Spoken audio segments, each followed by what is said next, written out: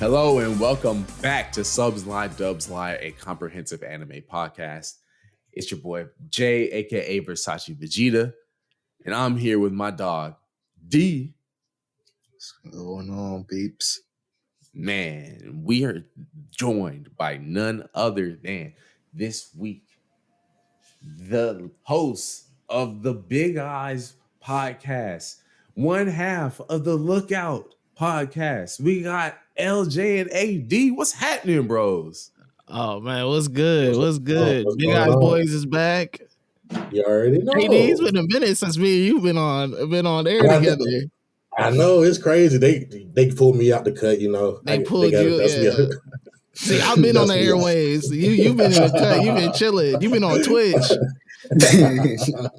Hey, Twitch coming back. Hold on. We do a live watch throughs on Twitch too. Like Twitch coming back, but yes, sir, man. Listen, I knew, I'm not gonna lie, from the very beginning of season 2, I was like, I'm gonna get the big eyes on here, man. We gonna do it for season 2. Ain't no fucking way we not gonna do it, man. So very, very proud to have y'all on this week, man. Listen, April's starting off really big. How's y'all's first week of April been so far? Man, it's been good, bro. Listen, the weather's getting nicer. You know what I'm saying? I can't complain too much. This April is starting off real nice, real fresh. You know, we back. We back outside soon. So that's always a good thing. Mm-hmm. Yeah, we've been like I've been hibernating all winter. So Nah, it's the same this way, man. It's been, I had Dreamville last week. That was crazy. But this week it's just been getting to enjoy the warmness that's happening, man. Like the weather has been going up. I can't believe we back outside for real. Like, yeah, man, it's been beautiful for real. Yeah. Besides today. But yeah, outside the current weather patterns, it has been yeah. How about you, D? How you doing, dog? Bro, it's been a good ass month, man. I ain't gonna lie. Like starting it off like this, perfect. And yesterday, like I don't know what happened. Like that whole 75-degree weather, man. I was like, you know what? I think we back for good. For hey, real. Listen, bro. Hey, we out here now, man. Like, it's 61 today. We supposed to hit like 80 on I think like Wednesday or some shit like that. Yeah, man. Listen, sometimes global warming has its perks. You know what I'm saying? For a fact. Yes, sir. For a fact, man. Like, but for the most part, man, this month been dead ass good to me. Cannot lie. Man, glad to hear it, bro. This is same this way, bro. Like I cannot lie, man. April's been beautiful so far. Outside of like AD mentioned, like here in Atlanta, it looks terrible. Like it's just cold and rainy, popped up out of nowhere. I don't know what is up with this shit. Again, global warming, like it does have its perks at times, but then it brings this type shit, and I'm really just could do without it.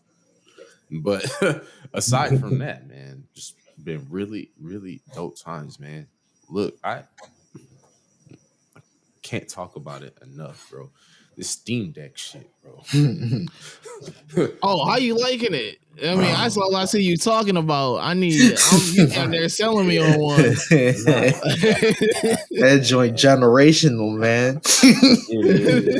We ain't never seen some shit like this before. I'm saying, man, like the more I tinker around with it, the more I enjoy it. Like, because there's literally a desktop mode you can go into the back and just like use your like a computer. That makes it easy to set up everything on the front. You can put any kind of games in it. Any. Like I just started putting PS3 games on this thing. Like, that's lit, bro. It's nuts to me, like how much you can do with it and how easy it is to get done. Like shit, easy as hell. And the real selling point for me is that I get to play all the Nintendo shit I would never spend money on. Yes, sir. The heavens. Screw you, Nintendo. Don't get AD started. Don't get AD started. no, You heard listen, that I all don't- day. no, You heard no, that listen. all damn in the background. He was like, "Oh, word." That wasn't a good all damn. That was a No, all I'm gonna say is piracy is good. That's all I'm It gonna say. is. Shout out to Yeah, piracy. piracy is good. I've been Oh, holding yeah. that banner down. I've been holding my pirate flag for years, man. Nintendo will never get a cent out of me. So Ever. please get a Steam Deck and purposely go get some Steam games, some Switch games. I got you. I will direct you to Bro, these. yeah. I get the Pokemon games, and my kid is heavy into Pokemon. So Yeah. you know, she Once you get that Steam Deck, boy. Yeah, I'll tell Hey, you. she keep it. Hey, listen, she can hold that Switch down if I get that Steam Deck.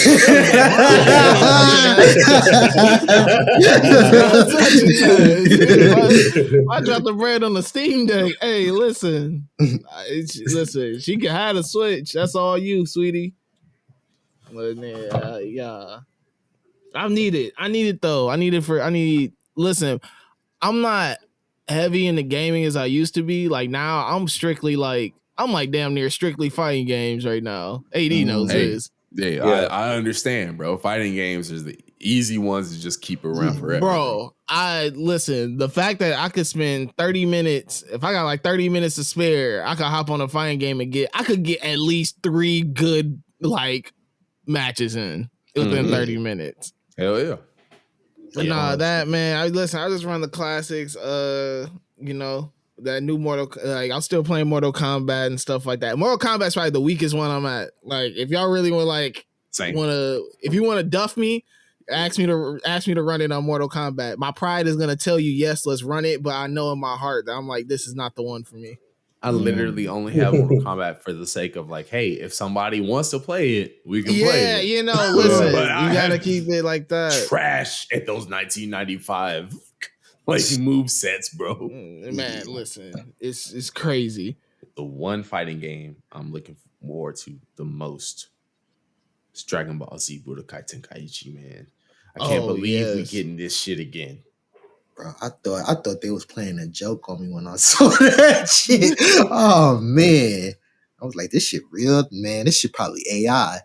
And then Yeah, I was like, this shit probably AI. This shit probably AI. I bro. will never Hey, forget. This is a bot tweet. For Exactly. real, bro.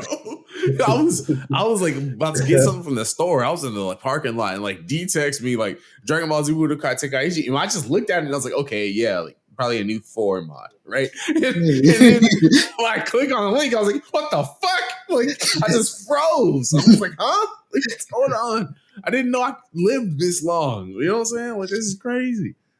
That shit dropped at like 11 o'clock at night too. Niggas was not On a expecting Sunday and shit. Like what the fuck is going on right now?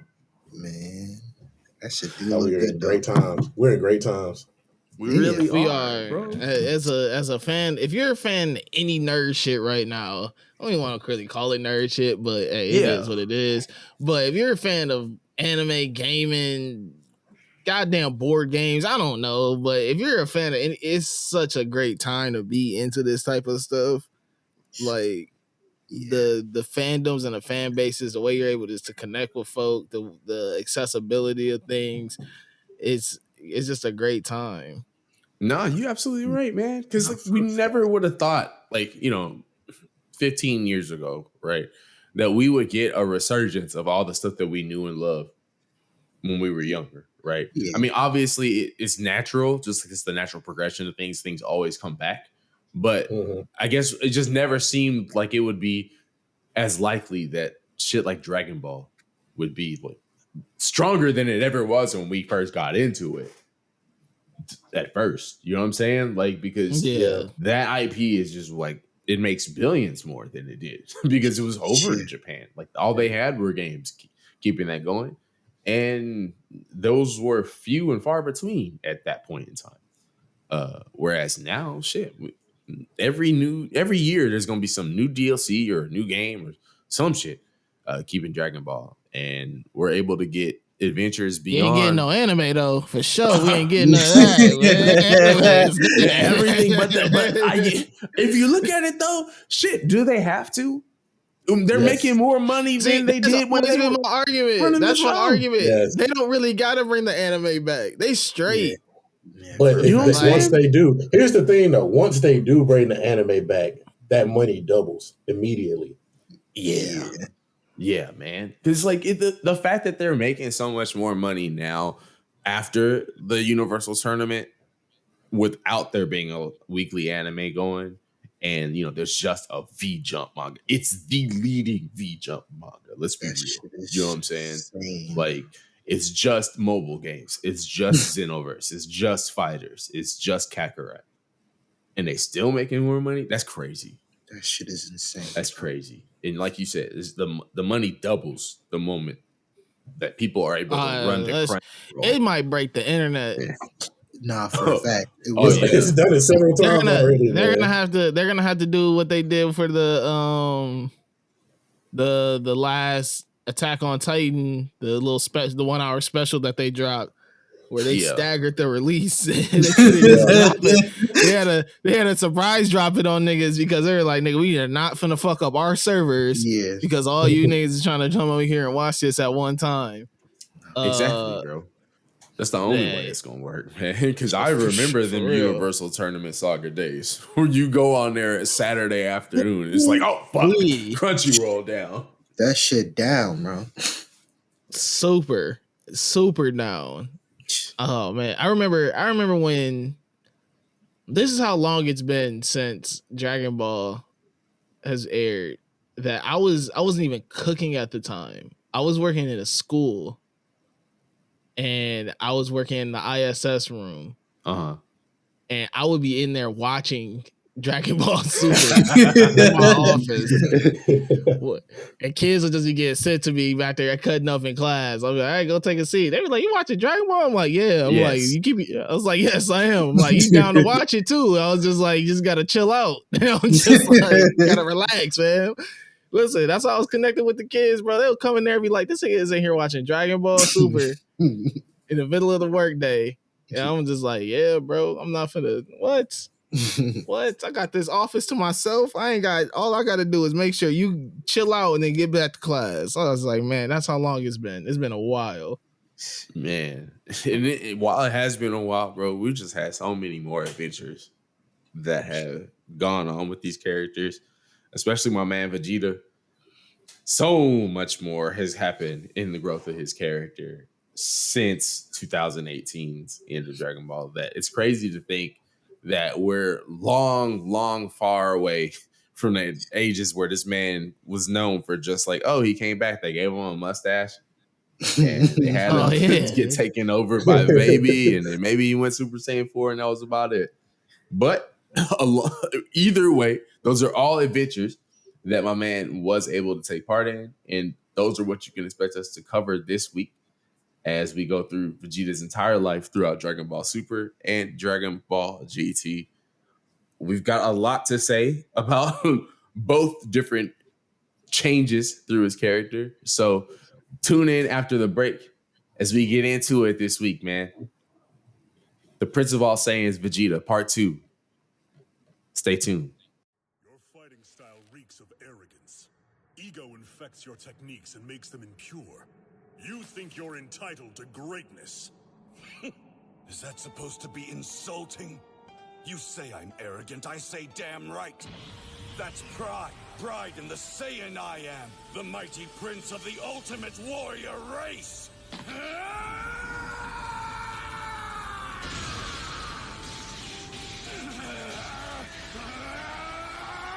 Impossible to defeat you! Don't make me laugh! I won't surrender control! That's not the man I am! Let Kakarot use his thoughtless Ultra Instinct all he wants! But I'm the one who's going to crush you, Jiren! And I'll do it my way!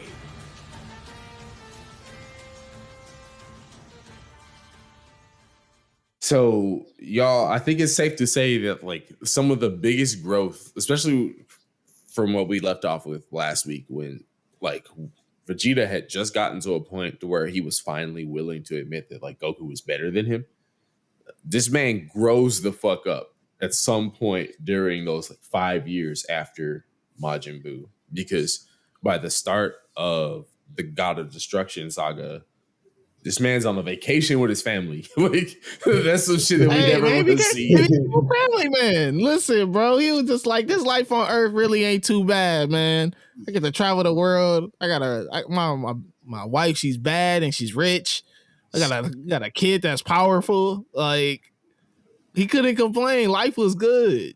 Exactly, man. Like he's enjoying the perks of his life. Like he's finally coming to realize, like, oh shit, if I just chill the fuck out for a second, like there's some pretty cool shit around me.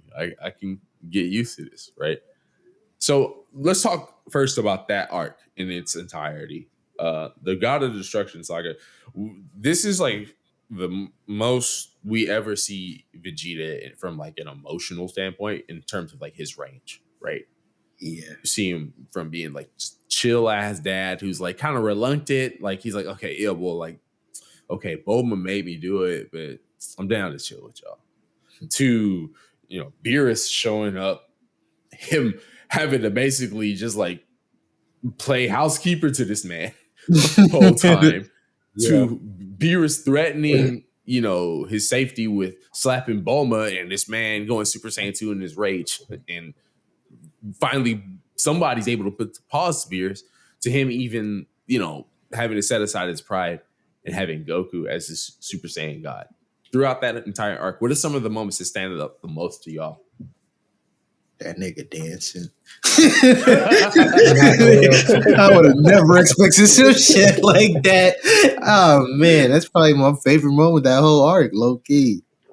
I did not expect him to do that, but for the most part, it's just expanding on him just willing to do anything just to save the earth, and that's what we were working on at the end of Majin Buu arc. So I'm glad that we're still in full gear. Like nothing changed at all. Like yeah, my man is really an Earth's defender. Fuck that project if it means that the whole world gonna be blown to bits. So that's probably the most fire moment in that shit. Yeah, I would say the same. For me, it's kind of like that part leading into like him Beerus slapping Bulma, because at that point he was like, "Yo, fuck that shit! You touched my wife, nigga!" Like, I mean, but he just didn't let that shit get to him like that. Like we see him grow from like the Frieza thing, and how he was basically a child soldier to now being free on Earth, but still trying to figure out, how do I defeat Kakarot? He let all that shit kind of like go away through those 5 years, but not really. But then we get this new, universal level threat that he knows about, that we find out more about Beerus later down the line. But, Vegeta at this moment is like, yo, I know I can't beat this nigga. Like, nobody here can beat this nigga right now, dog. Like, Nah, he definitely accepted defeat. Man, that CTE dead ass just went away because he knows better. That nigga know better now. Now so man, I could beat this. Like no, screw all that. I'm not even gonna touch boy because I already know. I seen what he did to my dad. I ain't about to get embarrassed. And if I can't do shit, the hell y'all gonna do? So kudos and smart man. Smart. Nah, yeah, he I don't know that moment though where he snaps after Bulma gets slapped. He slapped her hard too. Like it wasn't like no light To slap. the ground. He Like, like he went full Ike on her. I was just like, hey, I was just like, he ain't have to do that shit, man. Like, you ain't have to go out hard, bro. I'm like, relax. I understand you're a cat, but still, like, calm. But no, I think that I don't know, seeing Family Man Vegeta and like seeing him, like you said, fully accepting the fact that he's on Earth, that he kind of sees himself as, I want to say he sees himself as a Earthling, but he is fully accepted kind of like what his life is. And you could find him like at peace with that. Like he's cool with being a dad, being a husband, being this, being a that. Even with his rivalry with Goku, like he's you could see him starting to understand that he has to walk a different path, that he's walking a different path than Goku. I think just seeing him in that moment, and just seeing where he was. Because shoot, even when at the end of that arc, they even give a nod to him for defending Bulma. They're just like, "Whoa, Vegeta!" Like, well, what the heck was that? It was like he came through. So yeah, I think that's probably one of my favorite moments in just seeing him during that arc and during that time. Nah, like I'm glad my man's finally realized, hey, this Earth shit really not that bad, man. Like he's on his It's not. like he's on his Goku Namek shit. We're like, yeah, I'm a Saiyan on Earth, like man, like he repping this shit really hard, and that's what all he needed to do, man. Like this shit not bad. I don't know why you want to be attached. So, oh, this shit is above me. Like, nah, Yeah. man, this shit dope, man. Some of the best moments in your life has happened on Earth, whether you want to subconsciously admit it or not. Like, man, you've had the best things happen to you strictly on this planet. Hold it down, brother. And like I said earlier, like this is like the most range we've seen his character take, right? From, kind of stepping back and saying, hey, no, I know what our place should be when this man shows up. We should all kind of chill. No, you Majin Buu, you kind of do it too much. Relax. You know what I mean? Like all that shit is like, yo, like you would never see Vegeta do that. Dragon Ball Z Vegeta would have been the first one to pop off. You know what I mean? He would have treated him like, you know how they did Mr. Satan at the Cell games? Like, he would have been like, hey, I don't mind this dude getting fucked up. Go ahead, bro. I ain't gonna say shit, but nah, he's really like, yeah, you know what, bro? I don't think you want that smoke. You really don't, bro.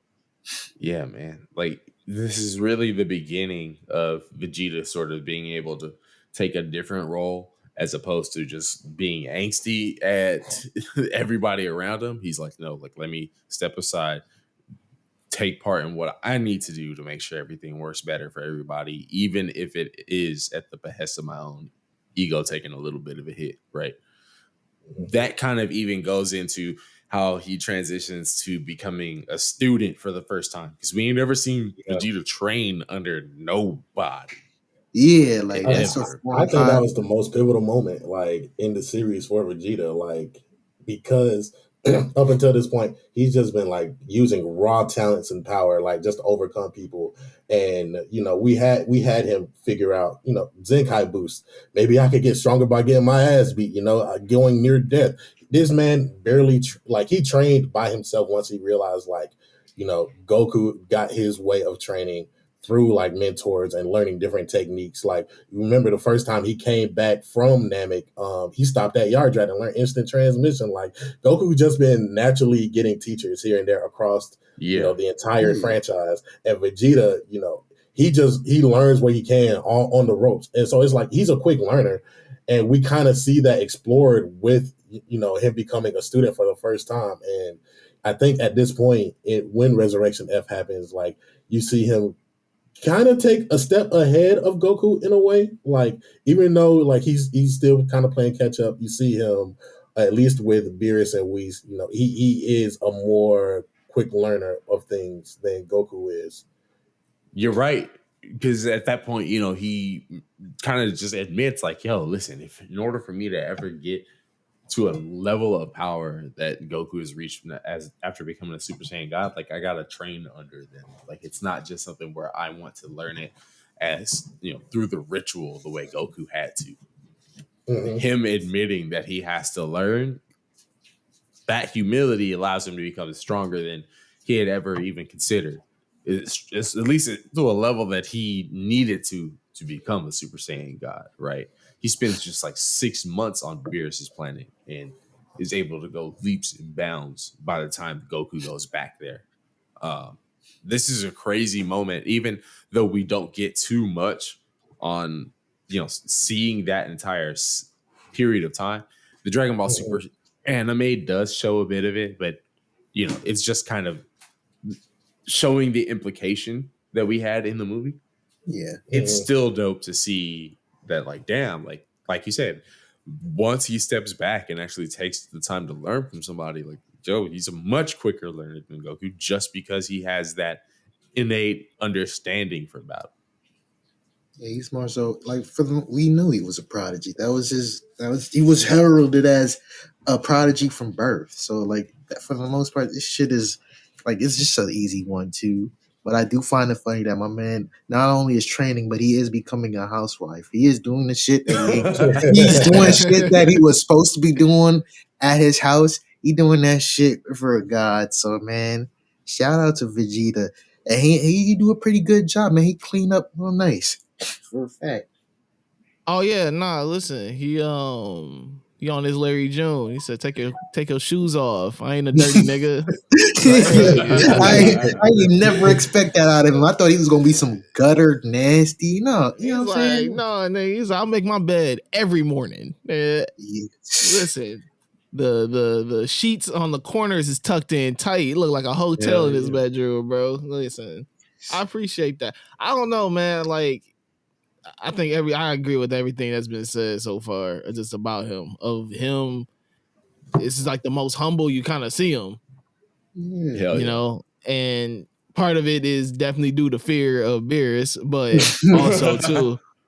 Nah, for real, that nigga Beerus, listen, he done You seen. set up He was straight, like, man. he was like, listen, changed his whole demeanor and everything, but also at the same time, at the end of it though, you see him. He's able to grab his nuts when he needs to. Yeah, for a fact. And he was really quick to show that at this point. Oh, for sure.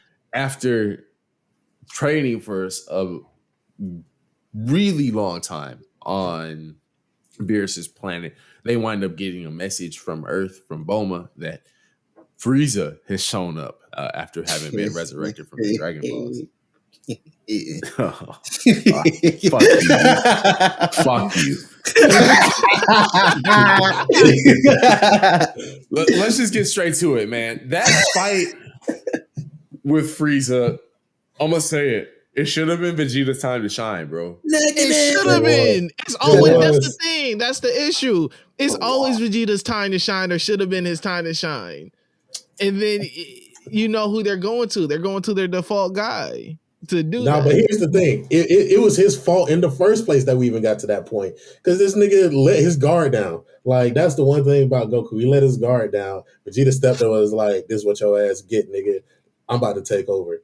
And he actually does do the job. All the way up until the very last second where we know Frieza's on some fuck shit. Like, man. Goku just came to get his win, man. He was going to get his win. Let's clear that up now. If Goku wasn't slacking, my man, you know what? This is an L for Goku because, we literally told you, man, your problem is it's like, you are too laid back, my friend.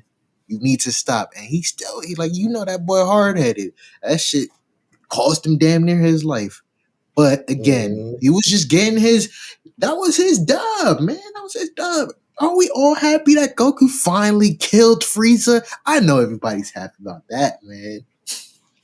Fuck that.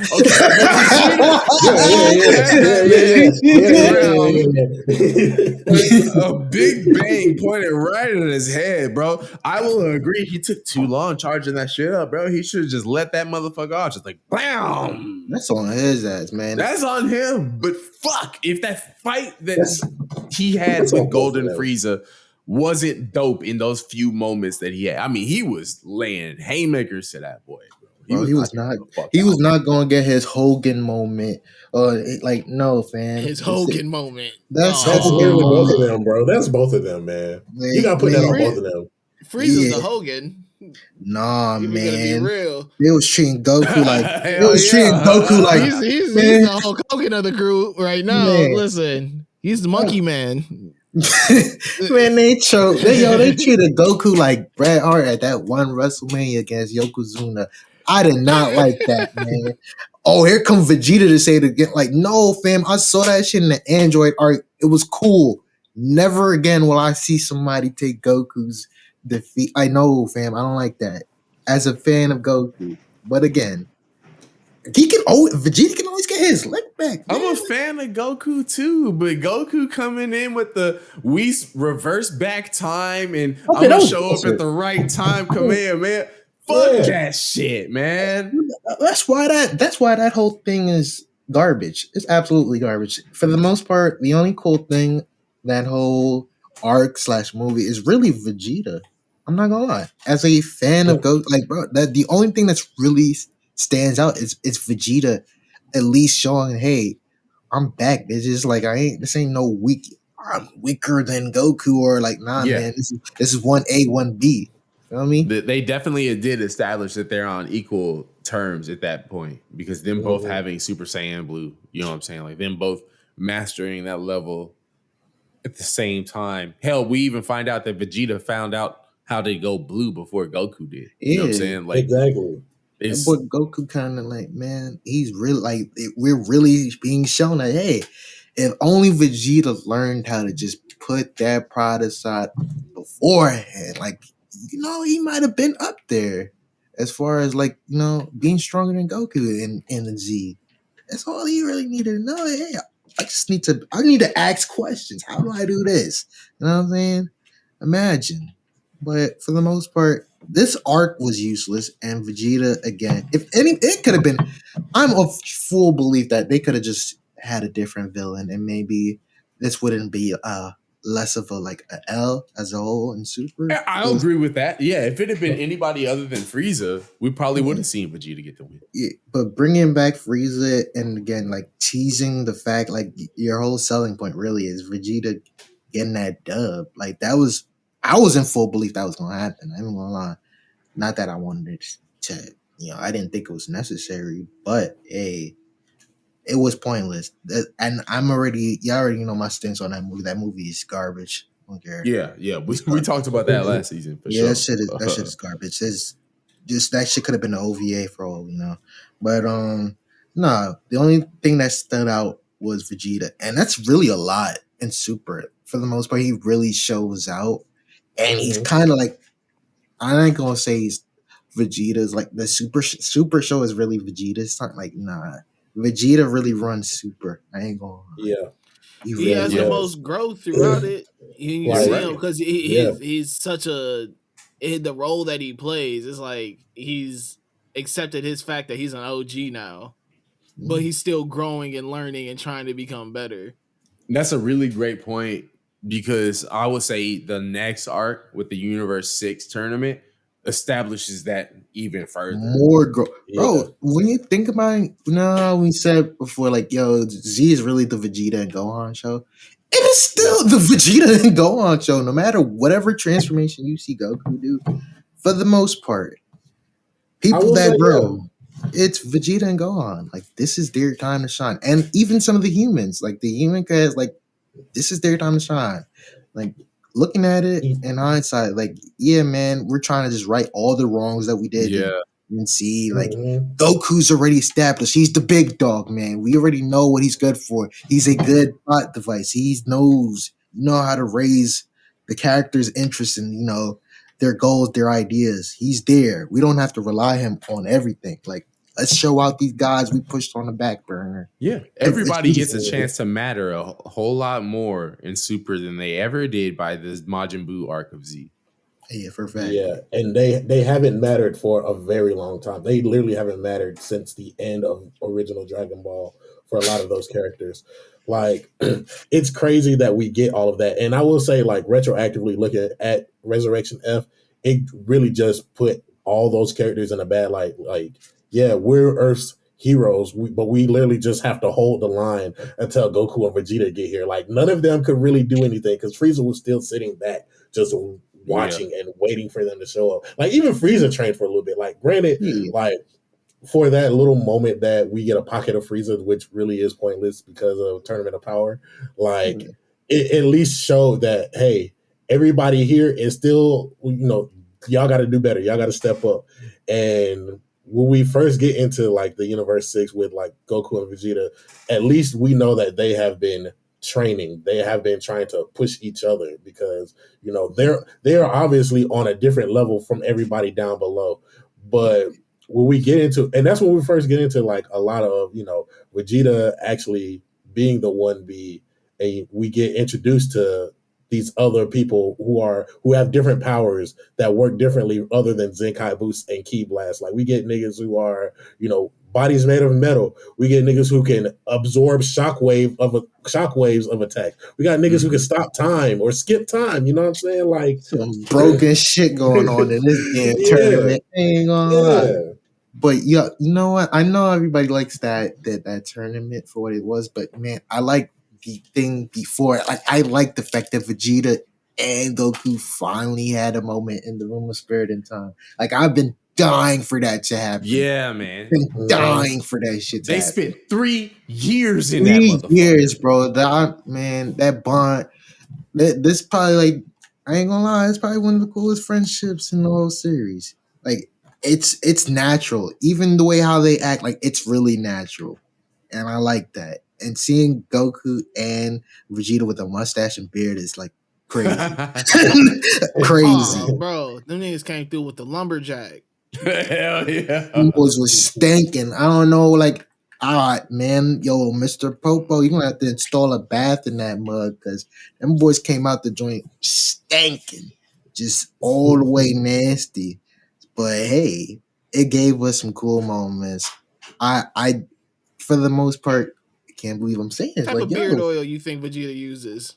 that boy don't use nothing. Nah. That shit Water. rag. That shit water. That shit raggedy. No, you know what? Bro, No, my hold on. nigga be using a beard oil, man. Come I on, was don't about to do my say, dog like that. think about who his wife is and how much she does to like do cosmetics. You don't You think know she what would I'm have tried some saying? shit? You don't think she would have probably put him on like this is some new shit? Like it would make You know look. he be washing his face with the Fenty. Come on, bro. You know he got the Maybe- 50 skin set. Maybe you at know? a house, but not in the damn got hyperbolic the- he time got the- chamber.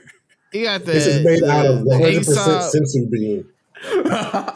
He got the And- Aesop beard oils. You know, he got some good exfoliants at the crib. Listen, my nigga Vegeta, I know he taking care of the skin. Yeah. He's a Saiyan, bro. Listen, he got the sandalwood SPF. scents and shit. You You know know what I'm saying? He's He definitely got some smelling like Tom cedar Ford. wood.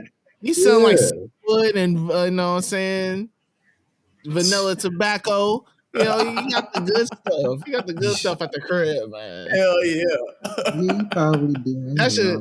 That needs to be the new thing. It needs to be a cosmetic line based off of Dragon Ball Z characters. Like, what do y'all like? You know what I'm saying? What sense do y'all think these niggas is wearing? Bro, okay, so like Gohan definitely got something that like smells like mahogany. You know what I'm saying? Like, Gohan definitely an Aquadigio ass nigga, bro. yeah. Piccolo is like a that's foresty scent. You know what Nah, I that mean? nigga, he getting that He Egyptian got musk. Creed. Nah. He sound like Karat, nigga. I know, like a motherfucker Goten only wears Axe body spray. Oh yeah, yo, don't do my boy like that, man. Don't do that, yo. And yo, you don't think, yo, Let's be real, dog. man. Like Let's 8, 9 years. Yeah, he does. He saw the commercials. Come on now. He saw the come commercials. He on, was like, man. he an Old Spice. You know, he an Old Spice young Yeah. boy. come. You got the on. Old Spice body wash with the deodorant. You got the, you know, got the body spray. Man, He's thank not God a for GT. fragrance guy yet. He's still on his body sprays. Yeah. Okay, for now, exactly. at this point, okay, for this point, we're talking about like at most like superhero Goten. You know what I'm saying? Like he ain't really learned yet. Man, but if he learned about Frank, remember that first episode of Super where they go ahead and get Videl a gift for her wedding, and maybe he got to the art of fragrances, man. Like he really seemed interested. Yeah, man. I know Future Trunks definitely wears Burberry. Yeah, for a fact, he one of them niggas. Like you look like a uppity ass nigga. Like you only wear like. You only throw on the most expensive. This nigga wears ascots and shit. No, yeah, he's definitely on his Margiela wave. You know, he's wearing Jazz Club, and you know, he's wearing that. He's wearing that good stuff. His Sephora points is crazy. Yeah, because he got a young old bitch. You know what I'm saying? So, you know what I'm saying? Nah, I get it, man. I'm pretty sure he's. Do they even got a Saks Fifth Ave over there in the future? They probably do. He stopped by in the present. You know what I'm saying? He got his shit right while he was in the present. He was there for like 6 months, bro. Nah, you know what I mean? Yeah, chilling for like 6 months, going back and forth. You know he was going back for. He's like, dang, Yeah. he said, this been discontinued for a minute. I need to go grab this I'm real about to quick. go back, man. Yeah, his mom got him right. Ain't gonna lie, man. Hell He yeah. definitely that came dream back in has Goku Black. And Goku that's the Black. thing is, what would you say? I was about to say Goku Black. He came back to restock.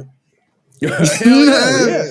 Because like Future Bulma, she missed Vegeta a whole lot. So she had to make sure, you know what I'm saying, Future Trunks was smelling right, bro. You know what I mean? So she had him set. But when it goes to the Universe 6 tournament, man, the one thing I really love about Vegeta is we finally see him step forward in a role that's like, hey, yo, like that's a little young boy I could train. Because when he meets Kaba, bro, the pride on this man's face, it's like, hang on. They got Saiyans over there now. too. He an OG now. He loves that. He loves that feeling. He's like, man, listen. Because obviously there's, his son is a Saiyan, you got Kakarot, but like this is the first time he met another really young, full-blooded Saiyan. Yeah. And let's be real. He was like, shit, that's a version of Tarble I can stand. Let's go. Because he don't give a fuck about Tarble, his little brother, at all. But Kaba, oh yeah, no, that's nephew. Oh, for sure. Yeah, man. I'm really glad that they threw Kaba in there because Vegeta really needed that. And if going forward, if it's the way how I envision it, like Goku having Oob and Vegeta having Kaba in that form of mix, that would be fire. Oh, bro, fun. Yeah. The next generations for them, man. It's really cool because, like, by the time he meets him, he's even like, oh shit, like, yo, you dressed in the old school shit. What's good with y'all? He's like, yeah, I'm from Planet Sadala. We protect people in our universe. Like, shit's breezy. And she's like, oh fuck. Damn, y'all got it figured out. Damn, maybe the Vegeta line has just fucked it all up. Yeah, my dad kind of stupid. I ain't gonna lie. Like, y'all saying y'all living over there? Shit. It's wild, man. Because like even his involvement in the tournament, right? Like, eventually saving Goku after he gets smacked around from Frost and everything, man. And then like, him kind of saying like, "Oh, I get to beat up on a Frieza. Let's go!" Like, you can just see he got his dub back, bro. He got like, come on, man, y'all should be happy. He showed out for real. Not man, like that. I even really enjoyed his fight with Magetta. Like, I know you referred to it earlier, AD. Fighting enemies who are made of metal, and like Vegeta figuring out like, oh, like. I have to talk shit about this guy in order for him to lose. That shit was crazy. I ain't seen that since like Chaozu. Like, that's funny. Hell yeah, man! Like, just this being a tournament arc in and of itself, like that return to form with Dragon Ball, and even though it's like different, where we have like a more of a dark tournament sort of tournament arc, where it's members of a team versus a member of a team. I really enjoyed the setup.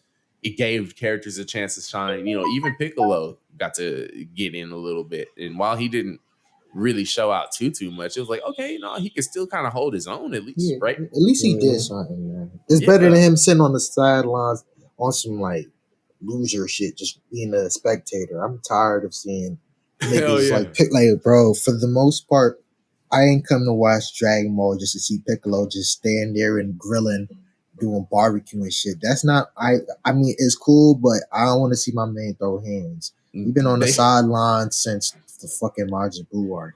They relegated Piccolo to like Booker T and NXT. You know what I'm saying? That show he's just on commentary on the side. That show was not feeling that, man. Hell no, man. Like, really, really got to see people. Like AD said, like other characters that we had never seen before, like finally getting their shine again, bro. Exactly. Kava's moment with Vegeta, though, that fight was really dope. Because Vegeta basically just tests him. He's like, hey, man, look, if y'all are Saiyans, y'all should be able to go Super Saiyan 2. Do it. Mm-hmm. And like, he just pushed like that man. Pushing him. Yeah. Even though I struggled trying to learn the damn transformation. You know what? I expect better of you, man. You should know Yeah. this He shit. got to listen. Once again, he's OG Vegeta now. He ain't young nigga Vegeta no more. Yeah. Bro. This Vegeta done seen some shit. Done blew himself up. Yeah. This man. Vegeta done going through the trenches. Man, once you Chow Zoo yourself, man, you learn shit, man. Shit changes. Hey man, rest in peace to my young nigga. He ain't gotta be that no more. You know what I'm saying? But you know, even just sort of teaching Kaba like the basic instinct of like, yo, listen, man, but when your back is to the wall, you gotta show out. And he's like, listen, if you don't go Super Saiyan right now, I'm just gonna fuck up your planet myself.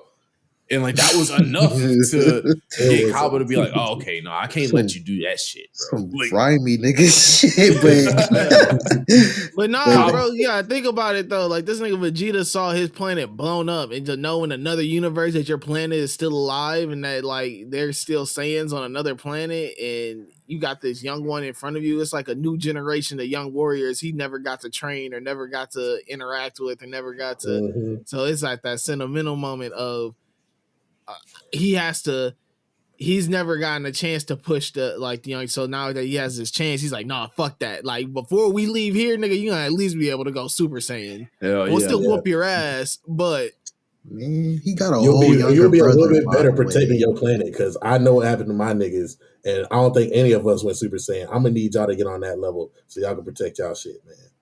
Bro, he For got a real. whole younger brother. Why he ain't do that shit with him, man? man, Listen, sometimes you don't fuck with your young brother. Young brother got bad vibes or some shit. Like Yo, that. Turbo is he's a wife guy. He's everything, man. Like I I don't don't know. know. Maybe he had bad vibes. I don't know. Maybe he wasn't fucking with him. That's crazy. Always reminds me of that tweet was like with the baby has bad vibes. Man, the baby has bad vibes. Oh my gosh, it's probably one of my favorite tweets ever. It is. But like that's basically how he looks at Tarbles. It's like, bro, nah, you ain't really one of us like that, bro. Like, that's damn shit. they gave you the rest of my name, nigga. Like they don't care about you. Wowzers.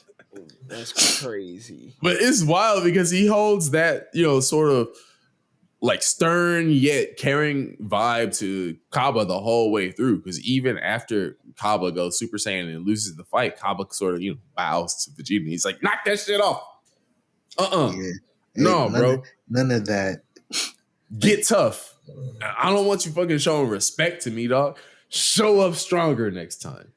Beautiful, because in the Z version of Vegeta would have told him, damn right, you better fucking bow down. Bow down to the prince, bitch. Man, it's like even with all that hard ass talk, boy, did he get clapped by Hit right after, man. Oh, Beautiful. man, Hit did him so dirty. Yeah. Hit didn't have to do that to him. He did. Hit low-key OP, but it's okay. Nah, he deserved that one. Bro, like it's like when I saw this fight, I was like, damn, they brought back Koyama or what? Like, what's going on? Vegeta was on like a 3-1 like streak. You know what I'm saying? Like he was just like, damn, no, I'm like running through and clocking up these dubs. And then as soon as he steps up to hit, Hit's just like, hey, guess what, bro? You know we got stand powers now. He got stand powers. Got us in, man. But he needed that because for the most part, I mean, like Vegeta being close to Goku and stuff, he still needs a motivator, man. Fuck just Beerus is the strongest guy I know. Like he needs a motivator. He needs to know, like, yeah, there's niggas that's really strong out here, bro. Like, man, he was out there smoking everybody. So he needed that whooping. Humble. Nah, he did. He was carrying the team for a little bit until Goku had to pull up. Yeah, he just reminder, like he got to see Goku again surpass his limits, and that's a good motivator. The moment he busted out Kaioken, he was like, God, that shit gave him PTSD, low key. He's like, damn, I know this shit. Niggas dead ass trying to send me to the grave with that one. Nah, that was hard though. It really was. That shit was fuego. still one of the coolest moments. Bringing back Kaioken was one of the coolest moments in Super for sure. Cause they should have been did that. So, just with how everything ends in the universe hits arc, Vegeta realizing Goku, he still has a boost that he can use that takes him to a level of power beyond what they've reached. Obviously, the conclusion is obvious. They go back to Whis' planet and they begin to train again. This is something where we're going to see a lot of where, oh man, in between important periods of time, he's just like, look, I got to level up. I'm on my way to go, spend time over on another planet. And it's not like the same as in Dragon Ball Z, where Vegeta would just spend time, off planet or in the gravity room because he didn't give a shit about his family. This is different where he's just like, yo, I realize that there are feats that we can still achieve. And the only way I can do it is training under someone as opposed to just like spending time to himself. Again, just one of those big changes you see in Vegeta compared to everything we've ever known about him before now. We're going to see another really big change as we go into the Future Trunks saga, though. Because, last week we talked about Vegeta meeting his son from the future, not giving a damn about the fact that, this is his son, right? Like up until the moment he died, really couldn't have give a shit. But the moment Future Trunks comes back for the first time in 20 years and he lets Vegeta know that, Future Bulma has been killed, bro, a woman he's never even he ain't even meet this lady, man. He's just the thought of his wife. Like, he's the ultimate wife guy. So shout out to Vegeta. Hey, man, for real. Shout out, man. Vegeta's a black man. That's just hell yeah. Black men love their women, bro. He loved his queen, man. Yeah. I would say throughout this entire arc, like that's really the basis for how he stands in, right? He's a black dad through and through, dog. Like everybody for the most part loves their wife. Even Goku. Remember that little boost up in rage that he went when he found out Chi-Chi and Goten got smoked, and that's how the whole Zamasu shit tearing his Goku black. Like for the most part, everybody loves their wife in this shit, and I like that. Even Vegeta, like finding out Goku never kissed his wife, he was like offended. He was like, bro, what the fuck is your problem? What do you even do? I hate that shit. I ain't gonna lie. Yeah, I hate that because it's just like when people be like, "Oh, they made Goku dumb." Like, man, it's like I know my boy is like he's funny and a lot of things, like a lot of concepts are kind of foreign to him, but he's been on Earth a bit longer than most Saiyans. I think he knows what that do. And again, let's not make him an idiot for the sake of like a poor they really did. Toei took a lot of liberties with Goku, bro. This like they remembered that like Toriyama strictly said like, yo, I don't like the characterization that the anime did, and like they went trying super hard. Like, you know what? This is what Toriyama-san would love. Like, no, fam, no, terrible. But meanwhile, my man Vegeta, man, best characterization he's ever had. Right? Would y'all agree? That's a theme. Yeah. That's a theme in Super. Yeah, that's a theme in Super. That's a like, bro. This is a theme. That's the majority of what you're gonna see. Him growing as a character and getting some of the best. He's the best written character in Dragon Ball, just overall. Like that's true. And Super. It's Super. And Super. I'm not gonna say all series. I'm gonna say all series mostly man. because if you look at where he starts at in Z and look where he ends. Yeah, exactly. Like, that's growth in like terms of his character. Like he has to go through he goes through like the hero's journey in a weird way more than Goku does, where he really has to go like get past his own self to get because can you really say that Goku's a different person or a different character in the beginning of Z than the end? I'm He's gonna really give the it to same you guy. about Goku, but I'm my gonna give you, but argument has always been that Gohan's the Gohan, best character. shit, even man, a lot of He's the characters best got written character in yeah, my mind. I I would think I so. would agree with Gohan if it weren't for the fact that like we get more like everybody throughout Dragon Ball has been a reflection of Goku to an extent. Like, Oh, we yes. got Tien, we got Piccolo, and then Vegeta is the most accentuated character of that arc, but he has like the full journey through that. Like even up through Super. With Gohan in particular, we just see him from when he's young and pushed into the space where all of these niggas is super powerful, but he's the youngest and just as powerful, if not as powerful as them. Like, I would agree if it weren't for the fact that like Boo Saga saw a reduction of that, and then we kind of like have the restart of him getting to that point at the resurrection of F. But for the most part, throughout Super, it's really Goku and Vegeta side by side, and we only get the sprinkles of them like Gohan and like Goten and everybody else just like training up to the points. Like I really got to give it to Vegeta at this point because like from the beginning, literally from the very beginning of Z all the way through Super, it's really just been like him as growing as a character.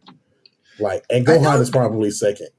I don't even think he really did much growing in Z. Like, really, the growing started in the Majin Buu saga, to say But the it's like least. understanding him. Like, we don't know the type of person that he is until we see how, the universe and Frieza kind of treated him, in a way. And then, we get to see him grow and develop, like, from, being the shithead, I'm the best, I'm not really the best, but I'm the best. And I will continue to be the best. Kakarot is below me. You know what I'm saying? But like, I can agree with all those points. Yeah. I really can. In terms of Vegeta's growth, right? Yeah, it's healthy. And if we're talking about Vegeta's growth versus Goku's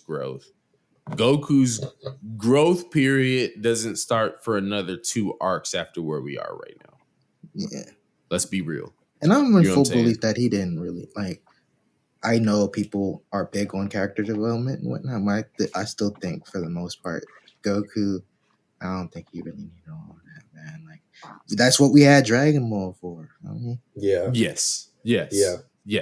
I completely agree with that. His character had been strong enough to a point where he didn't need to grow until the show had run its course long enough to where it required him to need to. Yeah. Right. But yeah, Vegeta has had more consistent growth, and we do see that even here. Vegeta goes through an entire range of showing, rage towards Goku Black for his actions in the future, rage towards Goku Black for the fact that he's even copied his strongest rival and real only friend, right? Yeah. Rage towards Goku Black for the fact that Goku Black saw him as, sort of a warm up to face off against Goku. Like all He of was the disrespected. points. He was disrespecting this Yeah. nigga, bro, Yeah. in so many different ways. All of the points, like whether it be his ego, his sense of family, his sense of pride as Goku's number one rival, all those things are challenged in this arc. Yeah, perfect. And because of that, we get to see Vegeta from a way more well-rounded aspect than we ever have in one single arc. Does that make sense? Yeah, for a fact it does. I would say, like, totally, while he doesn't really grow too much, he gets the sense to show out way more than he had in any other arc that we've previously had. In between, bonding with his son way more than he ever has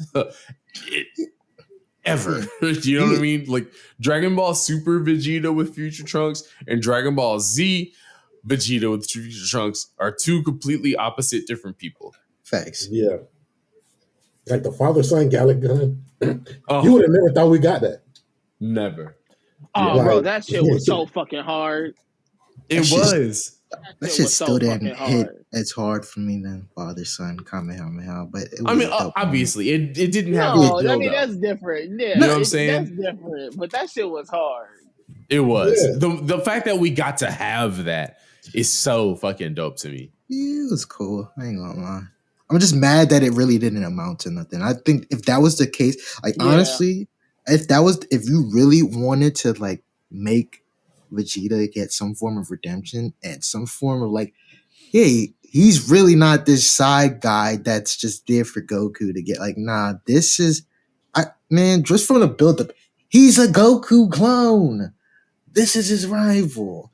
He's also a rival of his that's also been controlled, that's threatening the world. He's done all these terrible things to his son, all sorts of shit. I'm thinking like, hey, this is the perfect guy for Vegeta to kill. And that Gallic gun, that father son Gallic gun, that should have been a final blow. But hey, It really should have been. I think. Yes, I agree with you there. like I can't like that moment that father son, yeah, like all the Vegeta moments in that shit is so raw. I ain't gonna lie, it's raw as hell.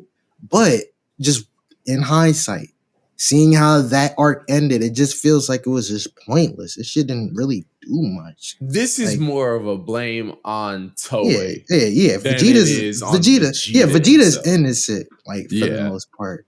Like he's just a victim of circumstances and terrible decision making from Toei. But he showed out most def.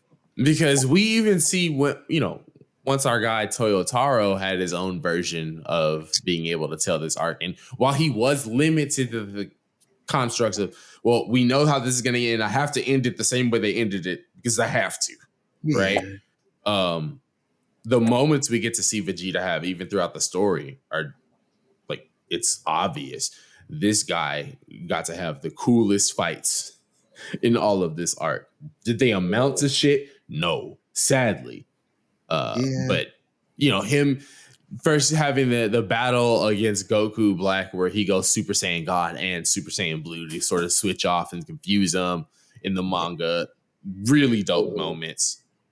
The moments where we get to see him, come back after spending some time in the room of time and space and show out against Goku Black in their second fight.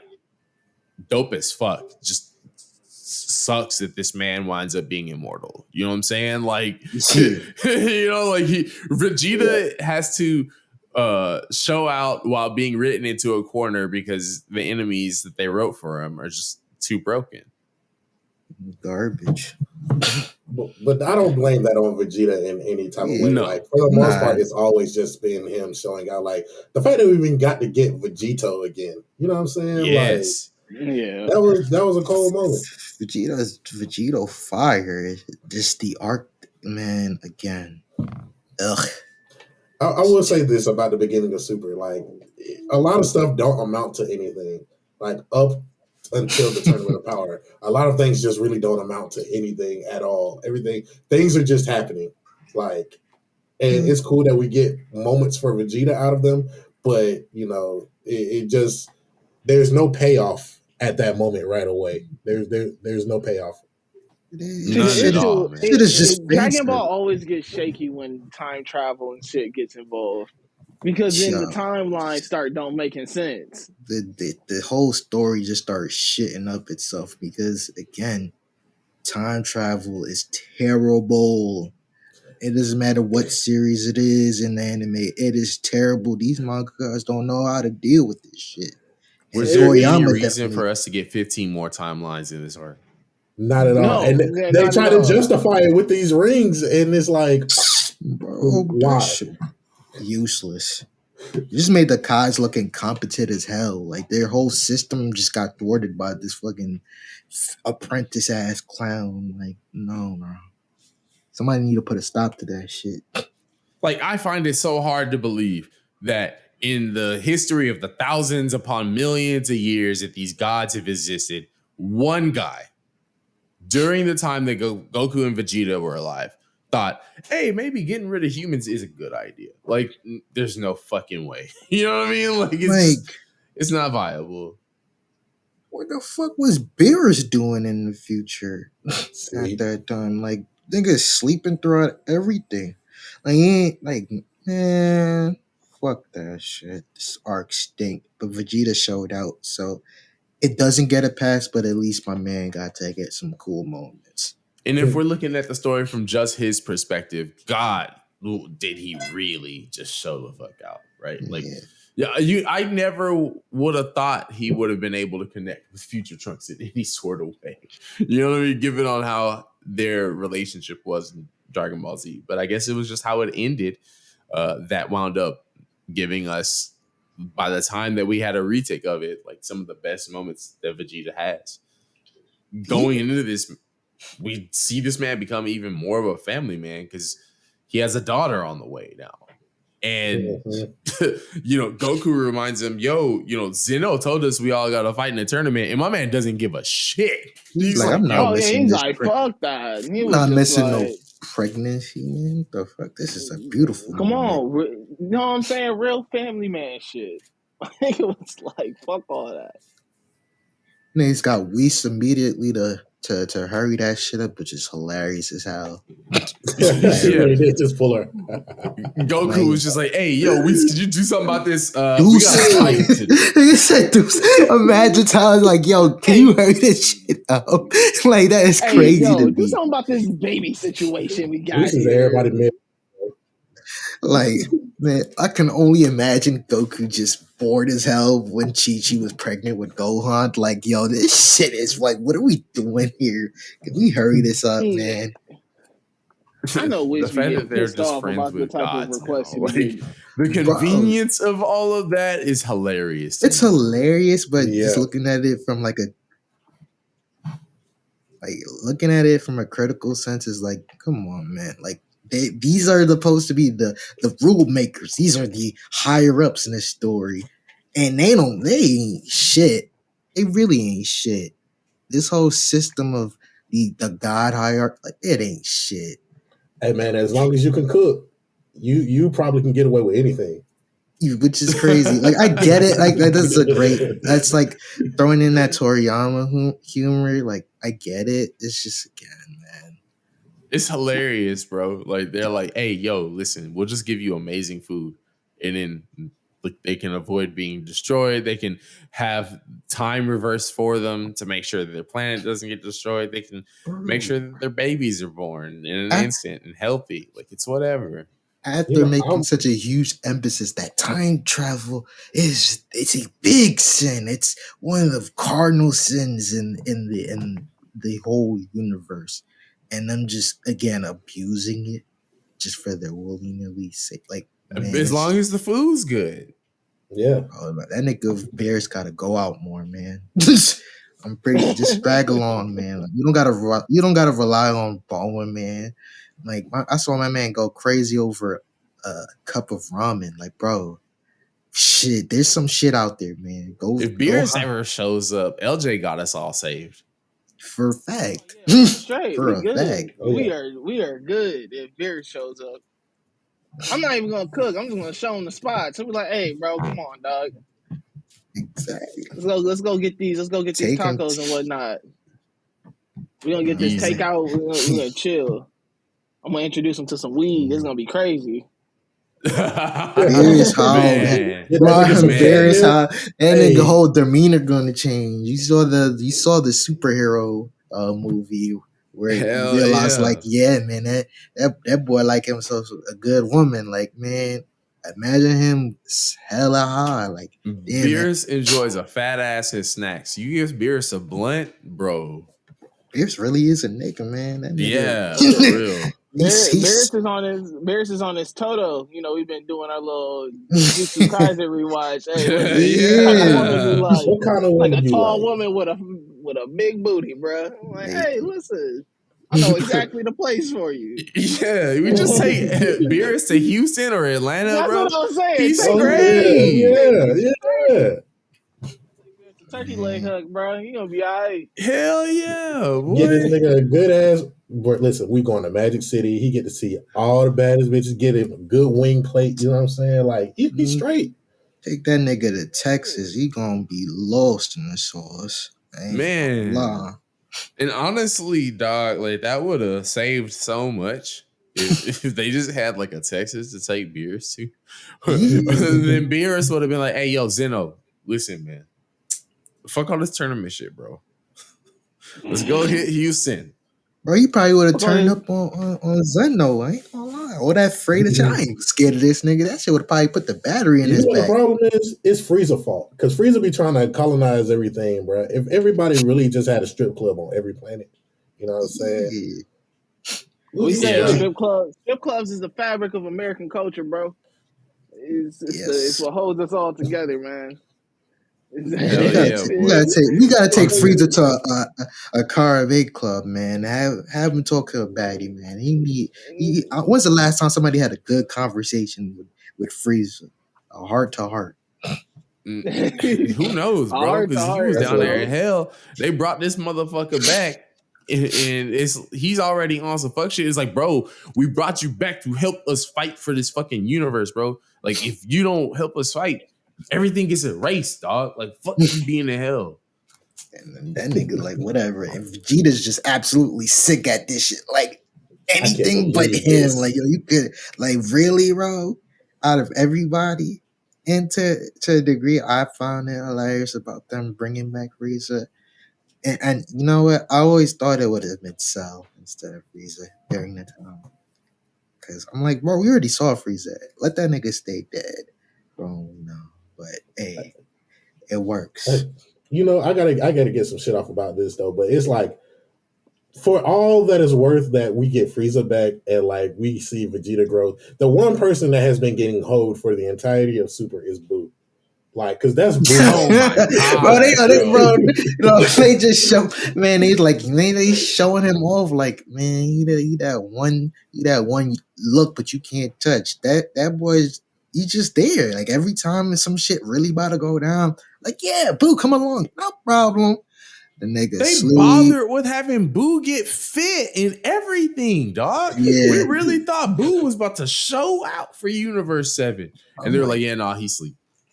That shit crazy, but he gonna stay asleep too. That's the crazy thing. Stay asleep. Like, I feel that, man. Like, sometimes I be feeling about my job. I'll be like, you know what?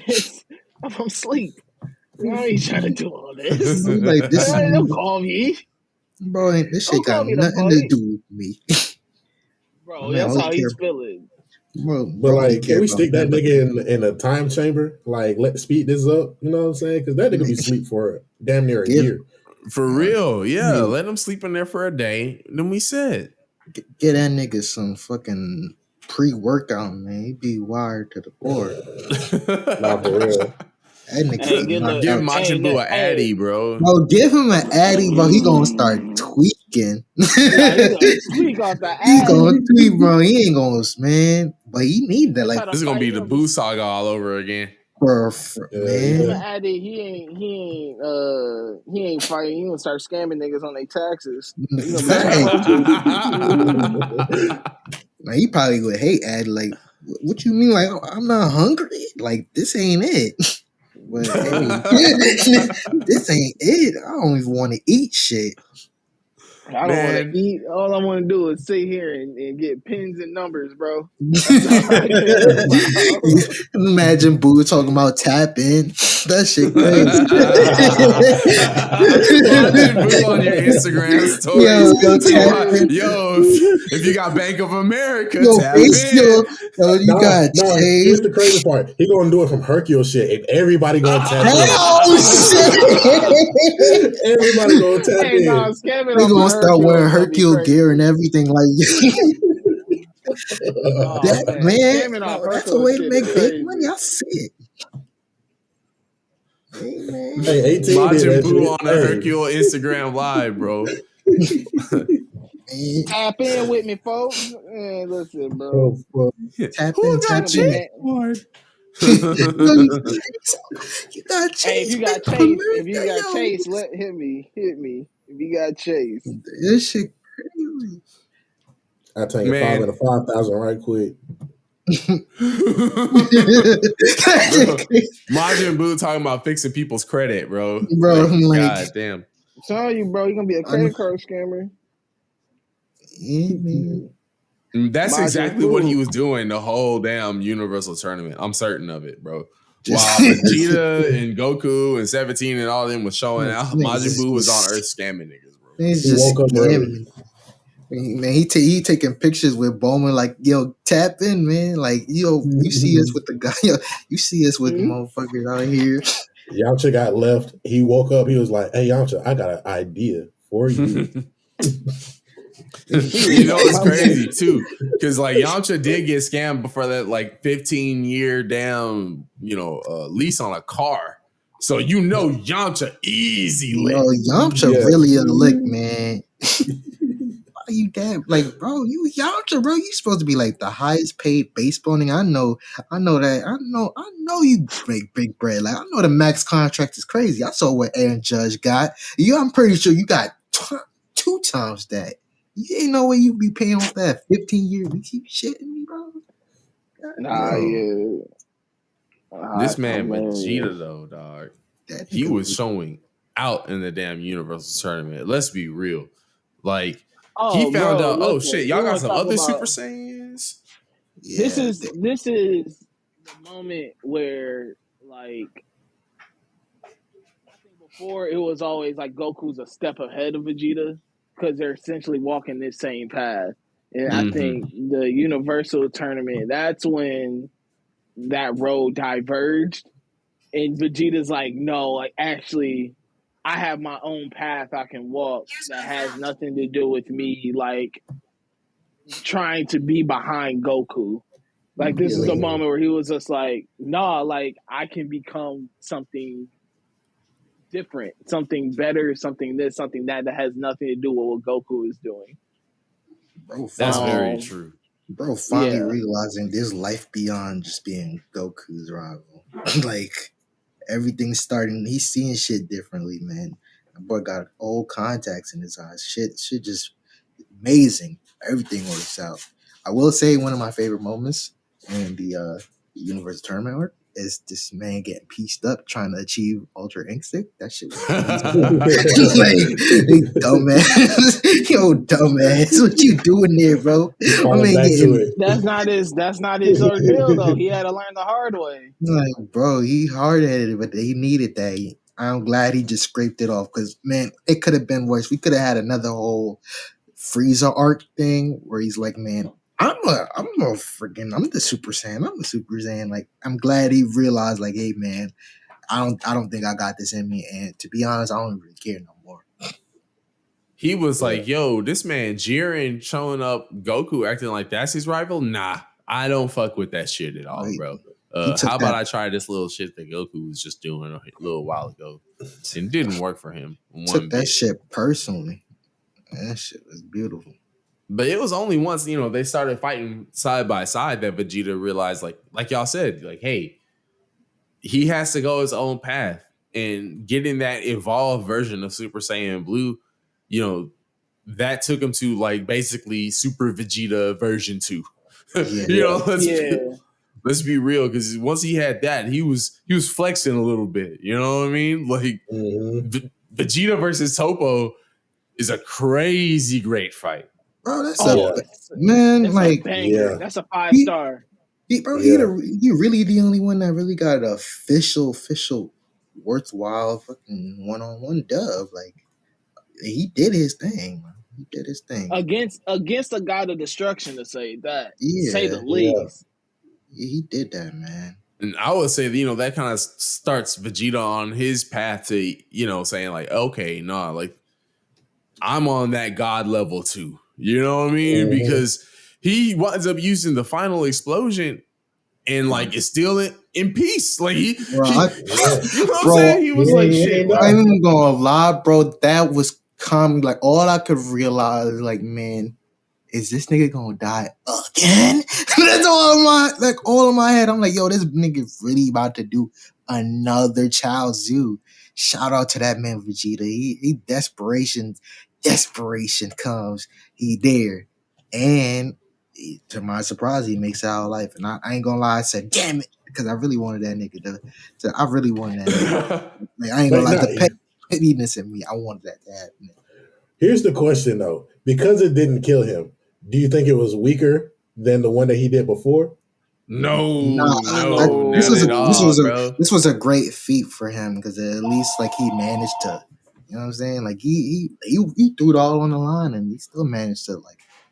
In my mind, it's always been that that God key that he was using allowed him to be able to like sustain his form and letting go of all that key, as opposed to before it was just like, okay, I'm doing this as a reckless attempt to end my own life. He was just able to push out all of his strength in that moment. It has to be way stronger. He took out Topo, bro. You know what I'm saying? Like, oh yeah. That shit if was he had been trying to kill Topo, he probably would have. That shit was in the final explosion. That shit was a fucking super explosive wave. Remember them weak ass fucking like garbage ass ultimate, man. I'm sick. But that was no goddamn final explosion. But bro, it was still a cool moment. It really was, man. And like, even though he didn't have like that much juice to run, like in that moment after facing off against Topo, when he teamed up with Goku after that against Jiren, it was like, damn, this boy's still in the battle. Yeah, exactly. And like, even to a point where even Jiren had to acknowledge, like, yo, okay, nah, bro, like, you one of those ones. Like, you're strong. You're not able to take me out, but you really, really strong, man. You one of them. You in my top 3. He had to give him respect. He had to give him his respect. He was really out there doing his thing. I think the color, like how they even drew it up, like the art style in it was just amazing to give him that moment with the purples and all that. Man, it was insane. Yeah, that shit was way. Yeah. Do you think Vegeta? Do you think the future Vegeta gets a chance to become a god of destruction? Oh, we don't get to that. Yeah, for sure. Long and short of it is yes. Yeah, I think that's what they're leaning on. Yeah. I want to revisit this question in a little bit for sure, because we got a lot around that exact specific topic that we can really go into. But yeah, I do for sure, and I think this is the beginning of what sets that off. Because like this is something where he starts using his pride as a strength. You know what I'm saying? Like, let's keep in mind that in the beginning of the tournament, whenever Goku was forming the Spirit Bomb, he was like, no, I'm not even trying to help you. Yeah. And then at the end of the tournament, he gives Goku the last of his power and then says, well, yo, I accept the fact that I'm eliminated from this. Like, this is like, he grew just that much in how long was this? A 48-minute tournament? You know what I mean? Like, my man grew leaps and bounds in just that short moment of an hour, bro. And, by the time that Universe 7 does wind up winning, we see him accepting that role of like, yo, I'm not just like 1A and 1B with Kakarot. Like, no, we both holding down the number 1 spot, just essentially. Right. Yeah. We see them even team up willingly whenever Broly comes to Earth. Right. Yeah. And Vegeta, for the first time in a movie, gets his shine in, bro. Like that entire scene where he goes Super Saiyan and then Super Saiyan God against Broly, like you said, did him justice, bro. Yeah. He showed the hell out. All I can think of is Broly rushing to punch this nigga, and he blocks it, and he just starts smirking as he's getting flown back. He's like, all right, let's turn this shit up for a second. I was like, oh, they about to give Vegeta some hella love right here. Like, they're like, hey, let's get this shit. Let's get this shit. Redemption. I know you was, bro. Jay, I already know you was so happy compared to the first movie to this, like, this shit night and day. Like, I was in the theater, like, they got Koyama at the studio. Let's go. This man, he was in there just showing the fuck off, bro. And like, it really was even to a point to where Broly was just matching even with him. He wasn't beating him. Vegeta was just like, oh, fuck. I think I've started using too much power too early. Kakarot, you can have a turn. You know what I'm saying? Yeah. Like, it wasn't like he got beat down. And then by the time that Vegeta's even like damaged in this movie, it's just because we've shown the fact that like Broly is in an enraged state and Goku just can't handle it by himself. Vegeta does not take any L's in this movie at all. Yeah. My favorite showcase of Vegeta ever in a movie. Yeah, this is the coolest he's ever been. they really he had the Healy tech on too, bro. Yeah. Don't even forget Hell about yeah. he had the down North Face parka on, dog. Pulled up on Broly. Yes, sir. They was warm out there in that climate, boy. Oh yeah, you know what I'm saying? He had a fresh pair of Timbs on. Like he was Gucci out there. He got Yes, a fit sir. off. Man, Well, Vegeta's known for getting Vegeta Vegeta's known for getting a fit off. He got at least 2-3 fits under his belt. That's true. That's true. Because all of his different armor fits, all of that, it all looks hard. Like Vegeta makes all that shit look clean. He got that shit. The black one, man. Let me find out that nigga's fashion. That boy fashion, like he's done glowed up from the Bodman shirts and the high waters to these cool ass beards. Like, hey man, you showing out there, Vegeta.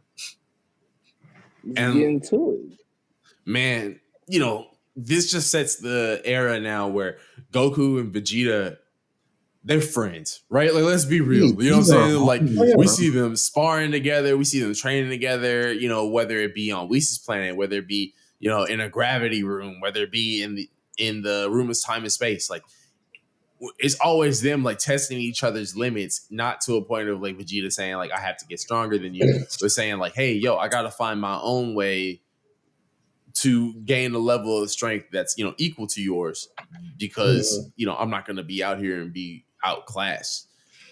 And it's beautiful. It's really just that.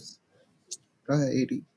I was gonna say it's not only that, but it's like the first time where we see them kind of like really split apart because he's starting to train under Beerus and you see Goku under Whis. So it's kind of that type of thing where it's like, okay, we're actually getting to see them follow their own paths, differentiate. I think it's the first time that at this point too, where there's no anime for real other than the movies. Like it's just strictly manga material. So like the fact that we get to, you know, explore what they're doing on both sides, like Vegeta, you know, they know that Broly is still out there somewhere and they got him in the back pocket at some point. But, you know, it's still Goku and Vegeta still training, still learning, like, you know, what more of there is out in the universe. Because going into the Moro saga is like, damn, these niggas are still doing their own shit.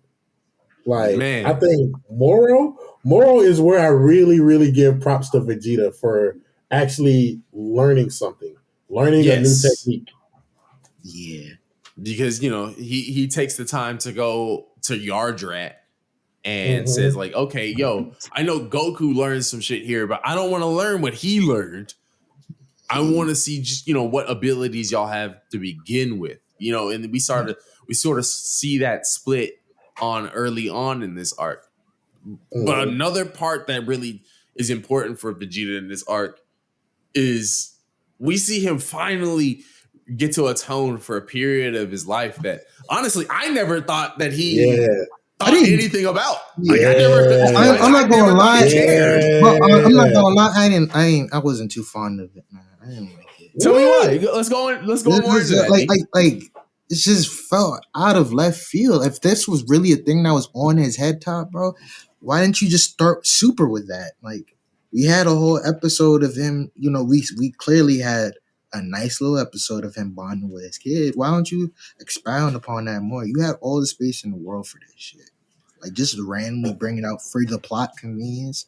I think that's the perfect part of it, though. It's like the fact that like we get like, you know, the reintroduction of Boo, but not just Boo. It's like the Kai version of Boo. You know what I'm saying? Like we're bringing stuff back up that really hasn't been touched on in a certain amount of time. Like we haven't had that since, you know, the Boo saga. We haven't really seen the Namekians since also kind of the Boo saga, but like not really, you know, with Vegeta there. You know, so the first time that they actually get to, you know, touch down on New Namek, you know what I'm saying? Vegeta gets to have a little heart-to-heart with the Elder, and he's like, you know, we really don't we really don't give a fuck about that no more. Like, what we care about is what's going on right now. And Vegeta's like, oh, word? All right, then. I respect that. You know what I'm saying? It wasn't nothing too crazy. It was just the fact that, like, Vegeta, for what it's worth, throughout this, like, both series, he's grown to, like, understand and, like, respect what people have going on in their respective lives. You know what I'm saying? It's not really just, hey, I'll kill you, nigga. Like, granted, he'll still do that, but now he understands, like, what it means to protect things that he cares about. So, like, and the Namekians have helped them out, like, countless times. So the fact that he gets to do this, even though they are, mall cops for a day, you know what I'm saying? Yeah. I would say, in defense of Vegeta's sudden action of, mentioning that he feels a certain way about how he treated the Namekians, Vegeta is the type of person where he's not going to mention something that's deep seated within him until the moment calls for it, right? Like, he's not exactly like the most open with his emotions. He's not an emotional person at all, right? Yeah, So it wasn't until the moment called for it that he had to, like, save a Namekian, that young child from Moro, that he's like, oh shit, like, in that moment, we're seeing him do something that 30 years ago is the complete opposite of what he did. Yeah. And it's only in that moment that he's like, okay, you know what? I'm fighting to save these people. So let me just go ahead and mention, I understand this is the opposite of how I was. Last time y'all saw me, I wasn't really on that. I'm sorry for having been that way last time, because right now in this moment, I need y'all to know I'm not on that. Yeah, it's a different mission at this point. Yeah, you know what? I can appreciate him atoning. It's just it's really just one line that pissed me off in the manga, where he's like, "Oh, I'm destined for hell" and all sorts of shit, and I'm like, bro, we just had a whole scene. Like, you're not going down. Yeah, it's like, bro, you've been there already, bro. You've been there. You did that time. Like, you died, and we had the whole moment of you, being brought back to life when they wished for everybody who got killed by Bobby, and like, we went through that already. And I just feel like convenient, but it's like, yeah, whatever. But I get it. I really get it. It's not bad. It's not like the worst thing ever. Just something personally I just like. Yeah. I can say at least, that little line of, like, self-loathing is like, that's how, like, really, bro. Yeah. The atonement is fine. It's the self-loathing that is just. I don't even consider it self-loathing, though. I think it's self-awareness of, he's like, listen, bro. End of the day, like, I don't know. It's more of a moment of him reminding niggas, like, don't forget where the fuck I come from. Like, that's where I'm taking that moment, or taking that line of, I'm going to hell type thing, is like, I'm that guy, and I've been that guy. And so the fact that you think I want to fuck around and act like I'm not that guy, let's not do that here, because I've been through hell and back already. I've done X, Y, and Z. Like, it's kind of reminding people of, like, where he started, where he came from. That's a good point. That nigga was on his Sasuke shit to me, man.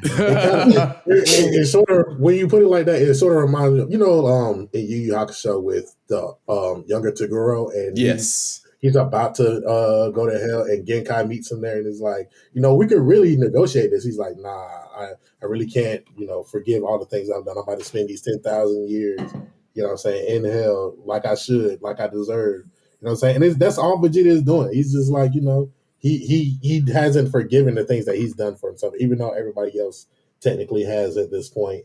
He still has that little moment of, self-loathing, but, like, it is self-awareness in itself, because you really can't take back what you have done. But that is a very good point, LJ, because it helps me look at the entirety of the Moro arc as Vegeta just being self-aware from beginning to end.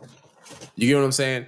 Because even in the next part, after, they have that short fight with Moro, and, Moro kind of gets one up on him after getting those wishes. The next thing he does is, he heads off with the guy from Yardrat, and he goes, yo, I need to learn this spirit control that y'all have. Like, I understand that my limits just as a fighter are not going to be enough to take on someone who's a fucking magician. You know what I mean? Like, it's like we're fighting a wizard. That's something different. Like, this dude just stole our power. just from us touching the ground. I can't rely on what I know. I need to have a sort of growth mindset and understand that, the things I don't know are what's going to lead me to reach a different limit than what I ever considered. Mm-hmm. Yeah. That's. go ahead. No, go ahead. No, go, Ed. I was just gonna say, like, even though, like, I think one of the hardest moments personally is him learning instant transmission at the same time. It's like, man, I learned this shit off the cuff. I really don't need this shit. I'm not gonna steal your flavor Goku. Like, you know what I'm saying? I just needed this shit just to get here. You can have that. Though. Yeah. It's only really in a matter of an emergency that he's like, fuck it, I'll use this damn move. Because like the Yardradians are like, yo, we can't just leave the planet. He's like, okay, well, fine, fuck, I'll use it. I really would rather not do the thing that Kakarot also can do, but pride aside, I'll go ahead and do some shit like that, And damn, if he doesn't show out in that fight against Moro, like, being able to use spirit vision to take all the power that Moro had stolen from the Namekians and, from different planets and things like that, right? Like,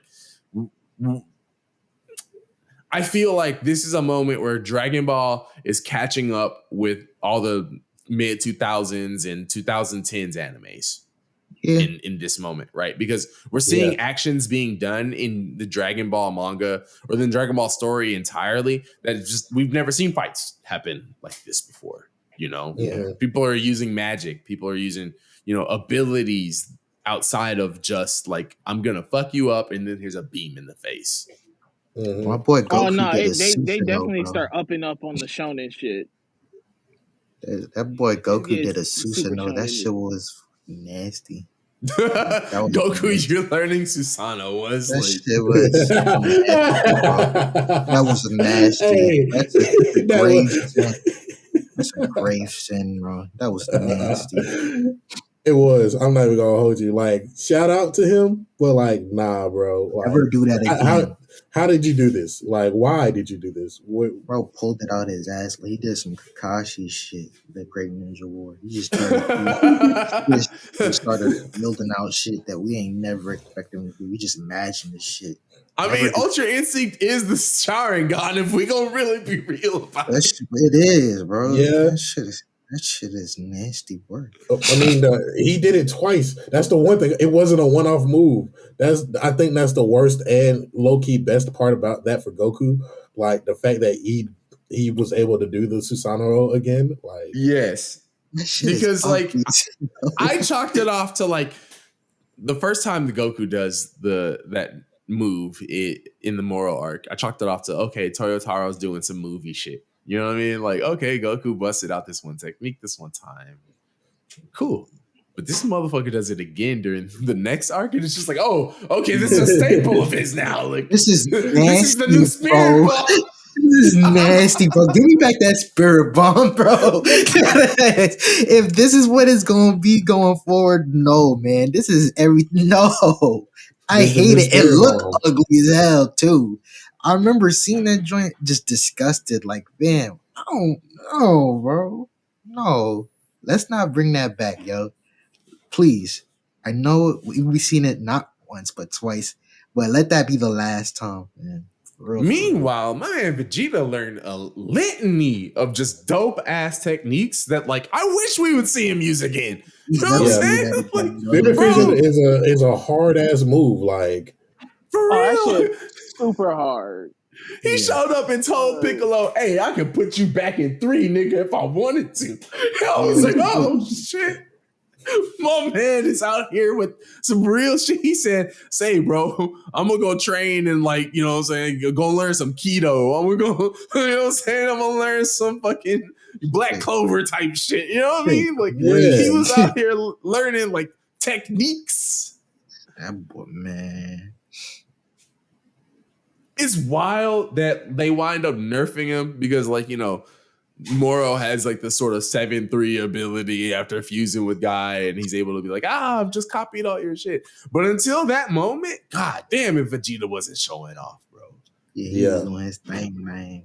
He was. He definitely was. And it was a deserved moment too for him. Once again, I think every time he gets to, my thing is that I just get mad they don't let him finish the job. Yeah. Yeah. He don't need that, man. He proved this But point. He proved this point, man. Moro could not beat that man without the strength of others.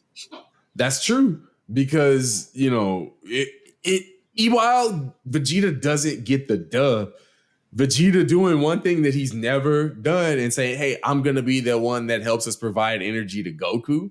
You know what I mean? Like personally, outside of saying, hey, y'all raise y'all's hands, goddammit. You know, like it was really cool. It was awesome to see Vegeta sort of like say, like, my pride and shit doesn't matter in these moments where I have an ability that's absolutely going to help Kakarot get the dub. Yeah. I think it's also this is one of the few times, like throughout Super, we've been getting them, you know, have their team up moments. But this is one of the few where, not just with Vegeta, but like we did get to see like everybody else step in. Like we got to see Yamcha come back too. I got to shout out Yamcha. About damn time, bro. Like we got to see everybody pull out some new moves. Even Gohan pulled out the new shield with Piccolo. Like, but with Vegeta in particular, like stepping in at the last second with Goku, them having their team up moment, like the alley-oop for the energy, just all a good. I think for me personally, this is probably the best arc in Super so far. Yes, because it's the one time that the Z fighters come together and actually get some shit done. Yeah. For a fact, we've actually accomplished something. Everybody got a dub, thankfully. Yeah, no, you're right. Like this wasn't just the Goku and Vegeta show. It was everyone gets their licks in, you know. And while yes, of course, there's always going to be stronger fighters. That's how Shonen works. But yeah, that doesn't like who cares if they're stronger. It doesn't take away from them. They don't come out looking the way they did in the Cell Saga. You know what I'm saying? Where the Cell Juniors are beating down on them and they just out there getting humbled. Like, no, man. Even then, I'm not gonna lie, but that Cell Saga part, what I liked about the anime is like, you know how everyone during the whole Gohan and Cell Beam Class shit, and they're just helping. Like, I'm not gonna lie, that's just one of the hardest scenes. Yes, like, where everybody's just blasting away. Yeah, bro, that shit was so. I didn't think that their characterization was that bad in the Android art because they tried, man. Everybody tried for the most part. Everybody had an important moment. Except this made them look more important than that, I would say. Yeah, because now they're not getting smoked. They're not getting completely smoked. They ain't trash cans. But this sort of segues into that part where, you know, we really get to see Vegeta take a different path from Goku and train directly under Beerus, you know? Because this is that moment where Beerus starts to recognize, like, nah, like, maybe that rage that Vegeta has, like, can be channeled to be wielding the power of destruction, you know? And man, if this does not make for like the greatest era of growth for Vegeta in terms of power, you know, back-to-back arcs where Vegeta has like this much growth, I would say. Telling you, the Vegeta show, bro, not like it's a bad thing, but this, for the most part, this is Super's job. Like, righting the wrongs of whoever got shafted or embarrassed. And that boy Vegeta's up there. That's the high totem pole. Man, like, between him finally getting one-on-one training with Beerus that's directly focused on him learning, you know, that Hakai energy, and even, you know, the introspection that he has once they land on, you know, planet Cereal, and he starts to look around at the wreckage and goes, oh shit. I know it kind of there's only one thing that causes this kind of wreckage. It's a Saiyan. But it's also the truth. He got the truth from Beerus. Yeah. Oh yeah, man. Him finally getting the truth from Beerus and him driving his training off of that too, you know? Because Beerus was basically like, yeah, I put in the order for your planet to be destroyed. What are you gonna do about it? It was about damn time. He was like, pussy. Dead ass. He was like, spin then, nigga. What you gonna do? Get it back in blood. it's like, yo, like you're gonna have to recreate yourself, bro. Because like if you had any raw feelings about that, if you had any raw feelings about what your race did, none of that matters anymore. Yeah, that shit is pointless, buddy. You know, and this is again like building off of that self-awareness that he really had during the moral arc. Now we get to see him just having it in full realization and understanding that, like, damn, okay, like I may have been focused on the wrong shit. Again. Again.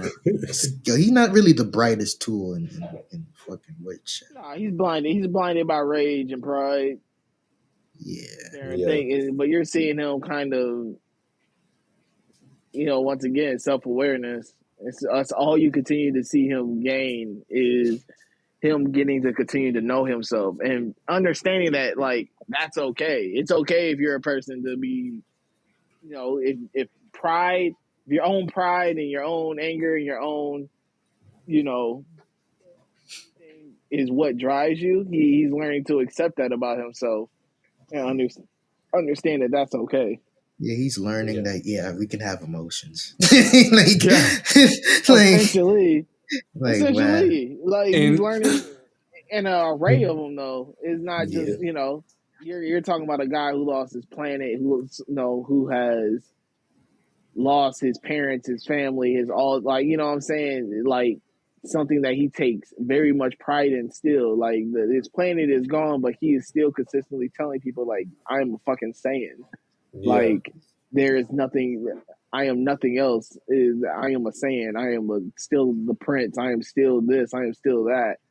And I'm sure that there is underlying sadness under all that of like having to lose, even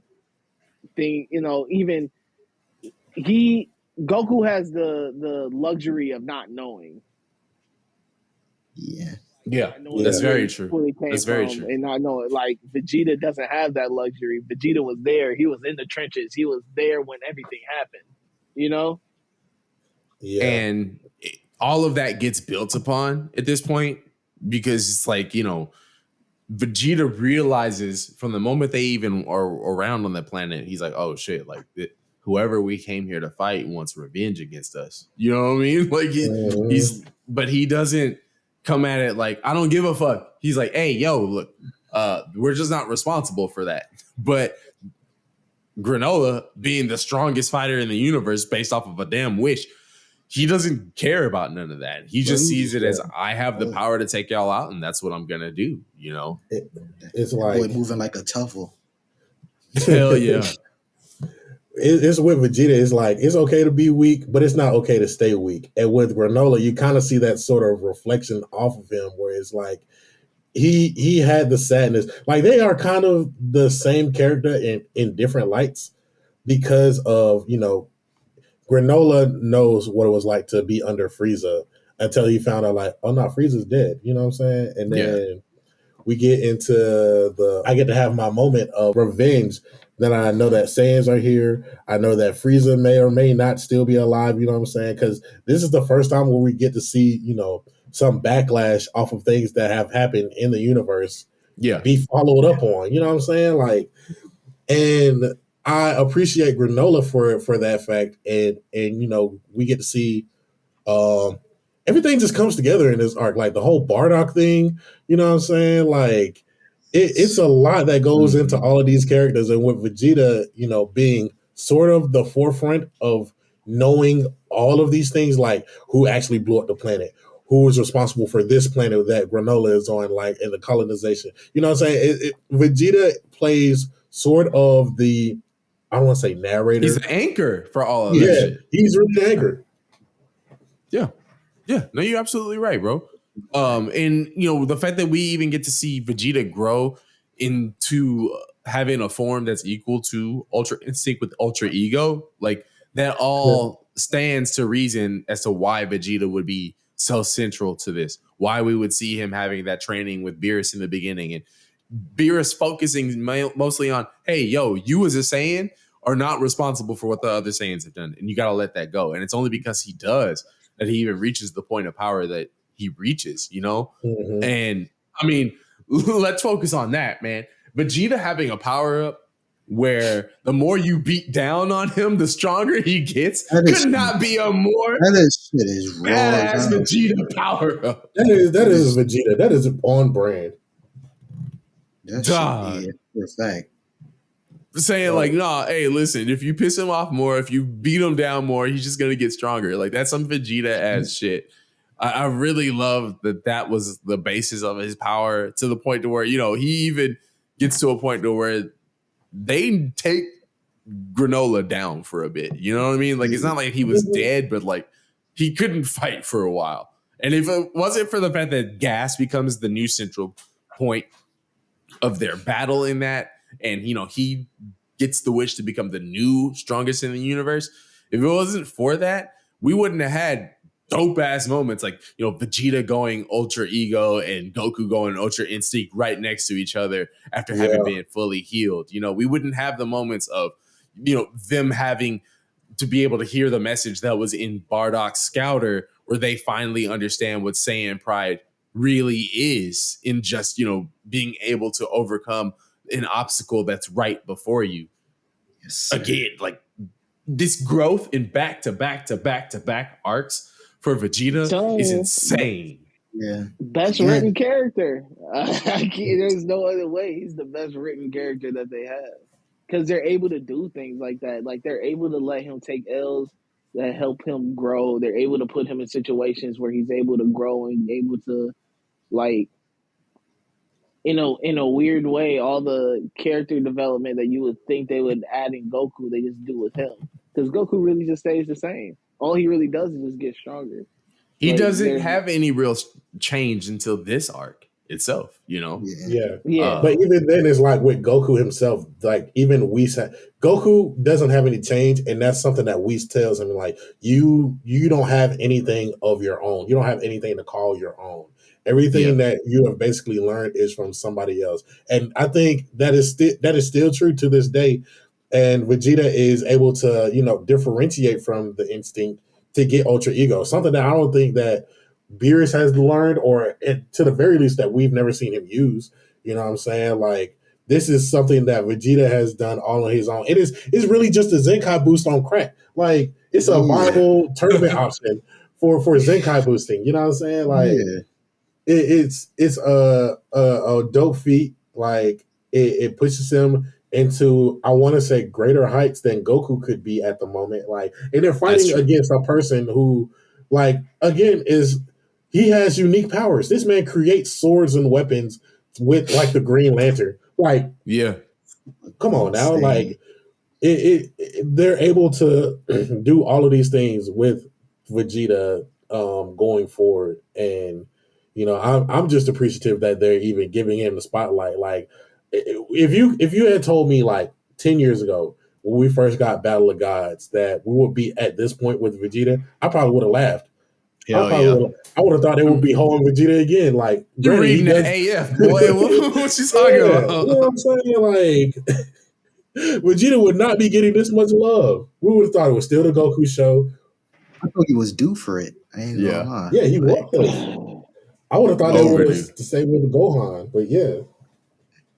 And, you know, even with this point to where they're not able to get the final dub, Frieza shows up with Black Frieza after having trained for 10 days in a room of spirit at a time on another planet, which, by the way, 10 years in a hyperbolic time chain, same as a fucking cheat code, bro. Like, what the fuck? That's nasty work.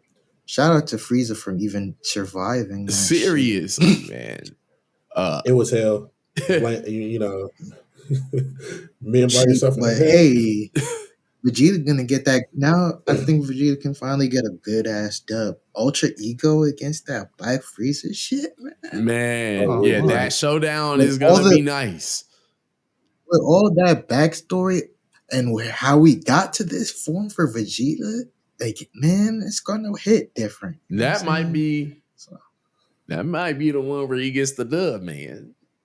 Yeah, he's gonna have to, bro. Give Goku something else to do, because I'm tired of Goku whooping that ass. You know? What I really like, you know, at the end of this arc, though, with Vegeta and Goku on Planet Cereal is we finally see Vegeta in the spot where he makes a new rival.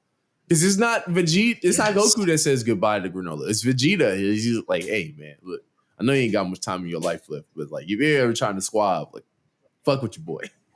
You know what I mean? Yeah. Like I thought that was really cool that we got to see Vegeta have that moment and him give, Granola the dragon radar in order to find the Dragon Balls on Planet Cereal. Like that's always Goku's spot. That's exactly how Goku did with Broly, Yeah. So really, really dope.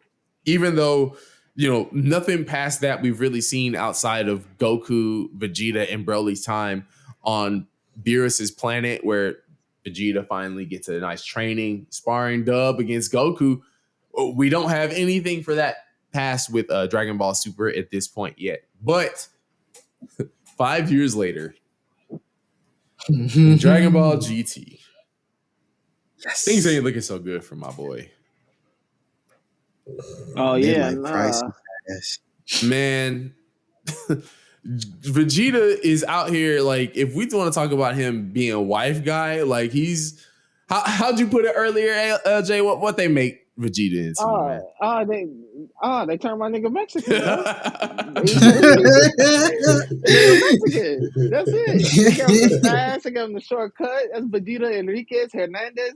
Like, listen, bro. They got my man the porn stash. That was crazy. I was nobody did, man. All he was out there doing was taking bullet, getting shopping, going shopping and getting clown for having a mustache, man. My man Vegeta wasn't out here doing shit, boy. Wasn't doing nothing. He was done. He was retired. Yeah, man, ain't much shit to do. Goku's training Oob. Ain't shit going on the Earth right now. Might as well get acquainted with his Earth life. But he been on Earth a little bit too much. Like a mustache is crazy. He been eating good. Yeah, man. Good. You need to find something else. And it's wild, bro. Because if it wasn't for the fact that like a certain Tuffle, a Tuffle created android biochemical weapon named Baby came to Earth. If it wasn't for that, Vegeta wouldn't have been in the mix of nothing. And because it's looking for revenge against the Saiyans, obviously Vegeta is gonna be the first thing he's really trying to go after, man. Mm-hmm. Yeah, taking Vegeta as his host was crazy. I think the overarching theme of GT, right, especially for Vegeta, is that it's like oddly enough, and it happens at the end, but it's just like I feel that every moment is preparing him to get past the mantle of the protector of Earth. Because obviously it's really Goku's mantle as being this like the world's protector. But like as you go through the series, it's just consistently sitting there waiting for Vegeta to become that. That's all they're waiting for is for him to become, get that mantle. Because Goku's off doing whatever, God knows what. So Vegeta is now the first line of defense for everything. Any attack, anything that goes on is gonna go through Vegeta first before anybody else. Yeah. Because Goku's out just a child in space looking for the Black Star Dragon Balls. Vegeta's really the first line of defense, you're right, on Earth. And sadly, while this is a unforeseen force that they wouldn't have been able to stop, with physical means, that turns Vegeta into being the focal point on having to stop this villain, right? But it's because Vegeta's so strong that he was able to even get to a point where he could rule Earth. Because let's be real, if he had only just like taken Goten and Trunks and Gohan, he wouldn't have got much shit done. That boy getting packed up. It's also funny because it's all kind of like what Vegeta was sort of being destined to do anyway. Like, because think about it. Bulma is his wife. She low-key runs Earth at this point. Yeah. You know what I'm saying? This could easily be the new planet Vegeta for him at this point. Yeah. No, you're right. So it's like it's kind of like a faux play on that, but like I appreciate them even taking the time to give Vegeta this moment, even though they were like, hey man, Vegeta himself isn't really cooking on nothing at this point. Yes. Up until they created the artificial moon again. You know what I'm saying? And to which no, what were you saying? I was gonna say, like, doesn't he know how to do that? Did he forget how to do that? The Powerball? Yeah, man. It's like, okay, I guess you use it one time on Earth and that's it, bro. That's it. But they wasn't thinking about having no tails and shit, man. It's funny. A character that comes around wanting to wipe out the Saiyans winds up being the help for their biggest advantage to come right back. You know what I'm saying? Like, they wouldn't even consider doing nothing with no Blutz waves if it wasn't for the fact that Goku winds up turning into a giant golden grade 8. And then baby Vegeta's like, oh, that's a good idea. I should try that shit too. Thankfully, it was stopped right in this track from turning Super Saiyan 4. Thankfully, Goku and Super Saiyan 4 is able to stop the threat of baby, right? And, my man Vegeta, he's able to have his body not be destroyed. Baby gets taken out of his body and no threat is there from that point. Got a minor little moment where, they decide they want to play movie 12 again and everybody comes back from hell. It is cool as fuck seeing, again, like you mentioned, 80, damn, like really great point. Vegeta's the main protector here because he's the one really packing up most of the Hellfighters. Then they packed up Nappa again, bro. Again. Super quick. He saw Nappa and was like, bro, you're not supposed to be here. Big bang, bam, you're done. Like, quick work. That's crazy. If it wasn't for the fact that Super 17 was as strong as he was, like, I really feel like Vegeta probably could have handled that. But because he came back in GT, he had to be as strong as Super Saiyan 4, not, the natural level of strength that an android should have. Yeah. Mm-hmm. Once we get the threat of the Black Star Dragon Balls pretty much out the way and Earth's Dragon Balls crack and basically turn into the Shadow Dragons, it's only at this point that, Bulma's like, okay, listen, that dude that kind of had our minds controlled, he was on to something with us using the energy of the moon. So I'm going to build like a Blutz wave generator. Well, we make sure you get your tail back so you can be as strong as Goku. And even though, my man Vegeta was always against taking cheat codes, this is the one time where he lets his pride out the way that I'm so glad he does, bro. Yeah. Because Super Saiyan 4 Vegeta is just a beast. Like, that shine shit is Super Saiyan 4 is literally one of the hardest transformations. Yes. It's top. Yeah, easy. He was cooking with that one.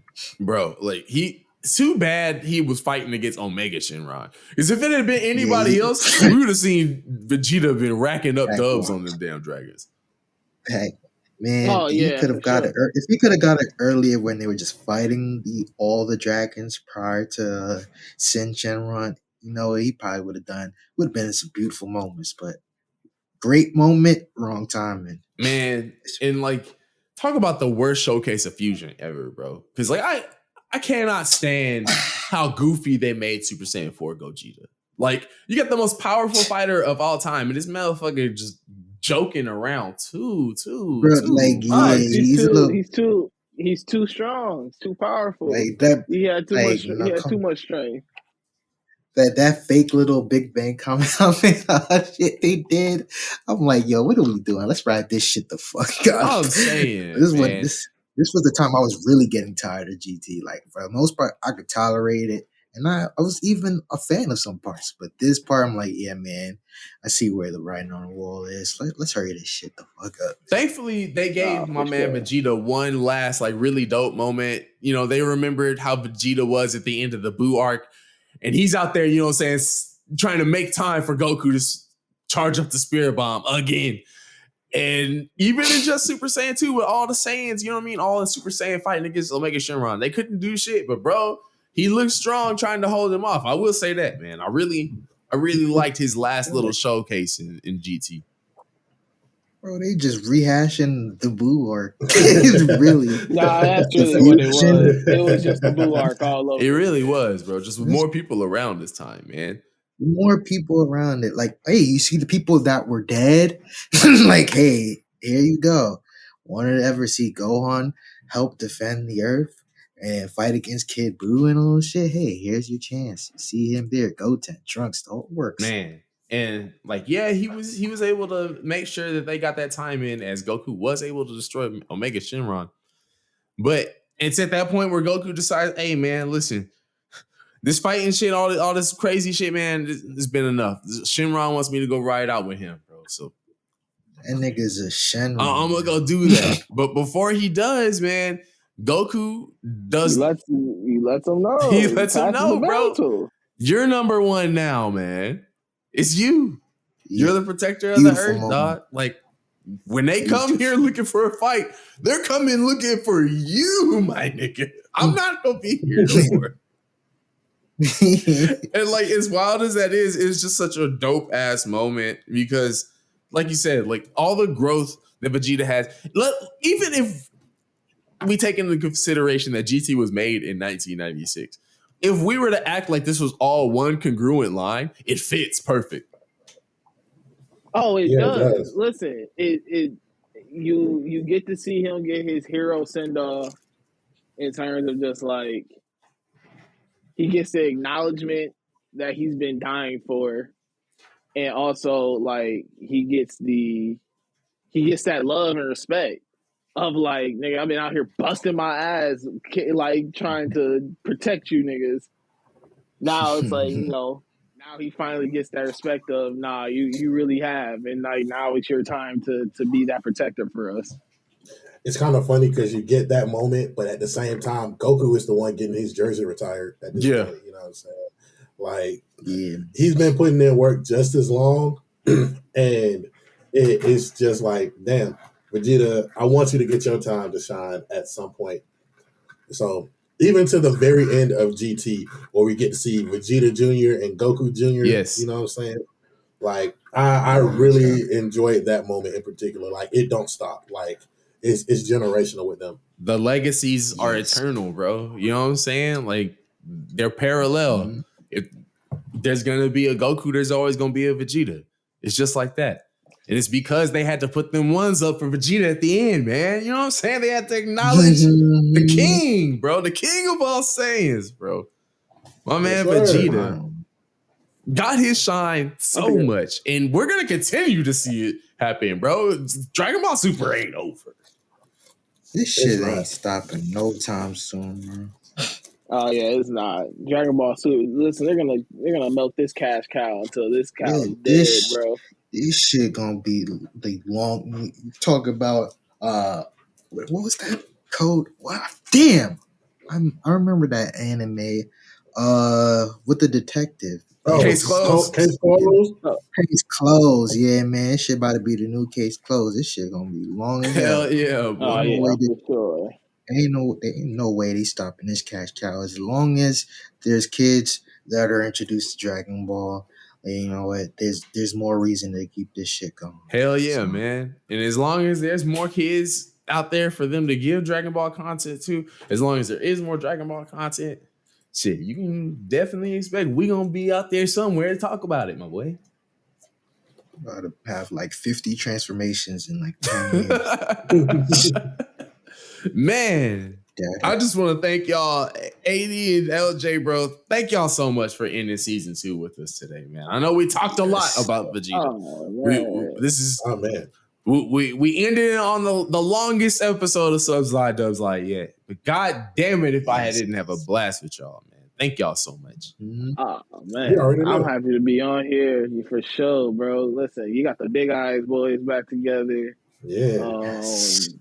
You know, I'm happy to be on. Happy to be on this show. I'm happy that y'all came onto the network and y'all's doing y'all's thing. Season 2. Happy to wrap it up with y'all. I'm excited to hear what season 3 is sounding like. Oh man. But Nah, for real, man. I appreciate you. Appreciate all that you do, bro. For real. We Both of appreciate y'all you just the and me, same, man. man. Thank y'all so Man, much. appreciate y'all, dog. Man, listen, we can't wait to dig into the season 3 with y'all. Trust me, we got some nice stuff on the way. We got some nice plans for it. But hey, man, don't play with me, dude. Come on, we going full romance for season 3. I ain't gonna lie. Full romance, nigga. What you talking about? We Yeah, talking yo, lovey tune in, dovey. tap in for that Nana review. hell yeah, Oh, man. come on, man. Come on, About the bro. head. Talk to him. Love after Talk world to him. domination coming soon, man. You know what I'm saying? Like, Yes. Come on, See listen. it, We talk big relationship talk. Come on, hell bro. yeah. We out here Yes, talking like sir. Steve We are Harvey. bad. Hey. It's gonna be the best relationship podcast you'll ever hear. Trust us. For a Come fact. on, bro. But man, Nah, Show man. these boys. yeah, man. Y'all stay tuned though. Definitely, we got some really good shit coming up for y'all, man. But listen, bro. Make sure y'all keep listening to the Lookout Network as a whole. Y'all can listen to the Lookout Weekly, where you got my boy LJ, my boy Meals.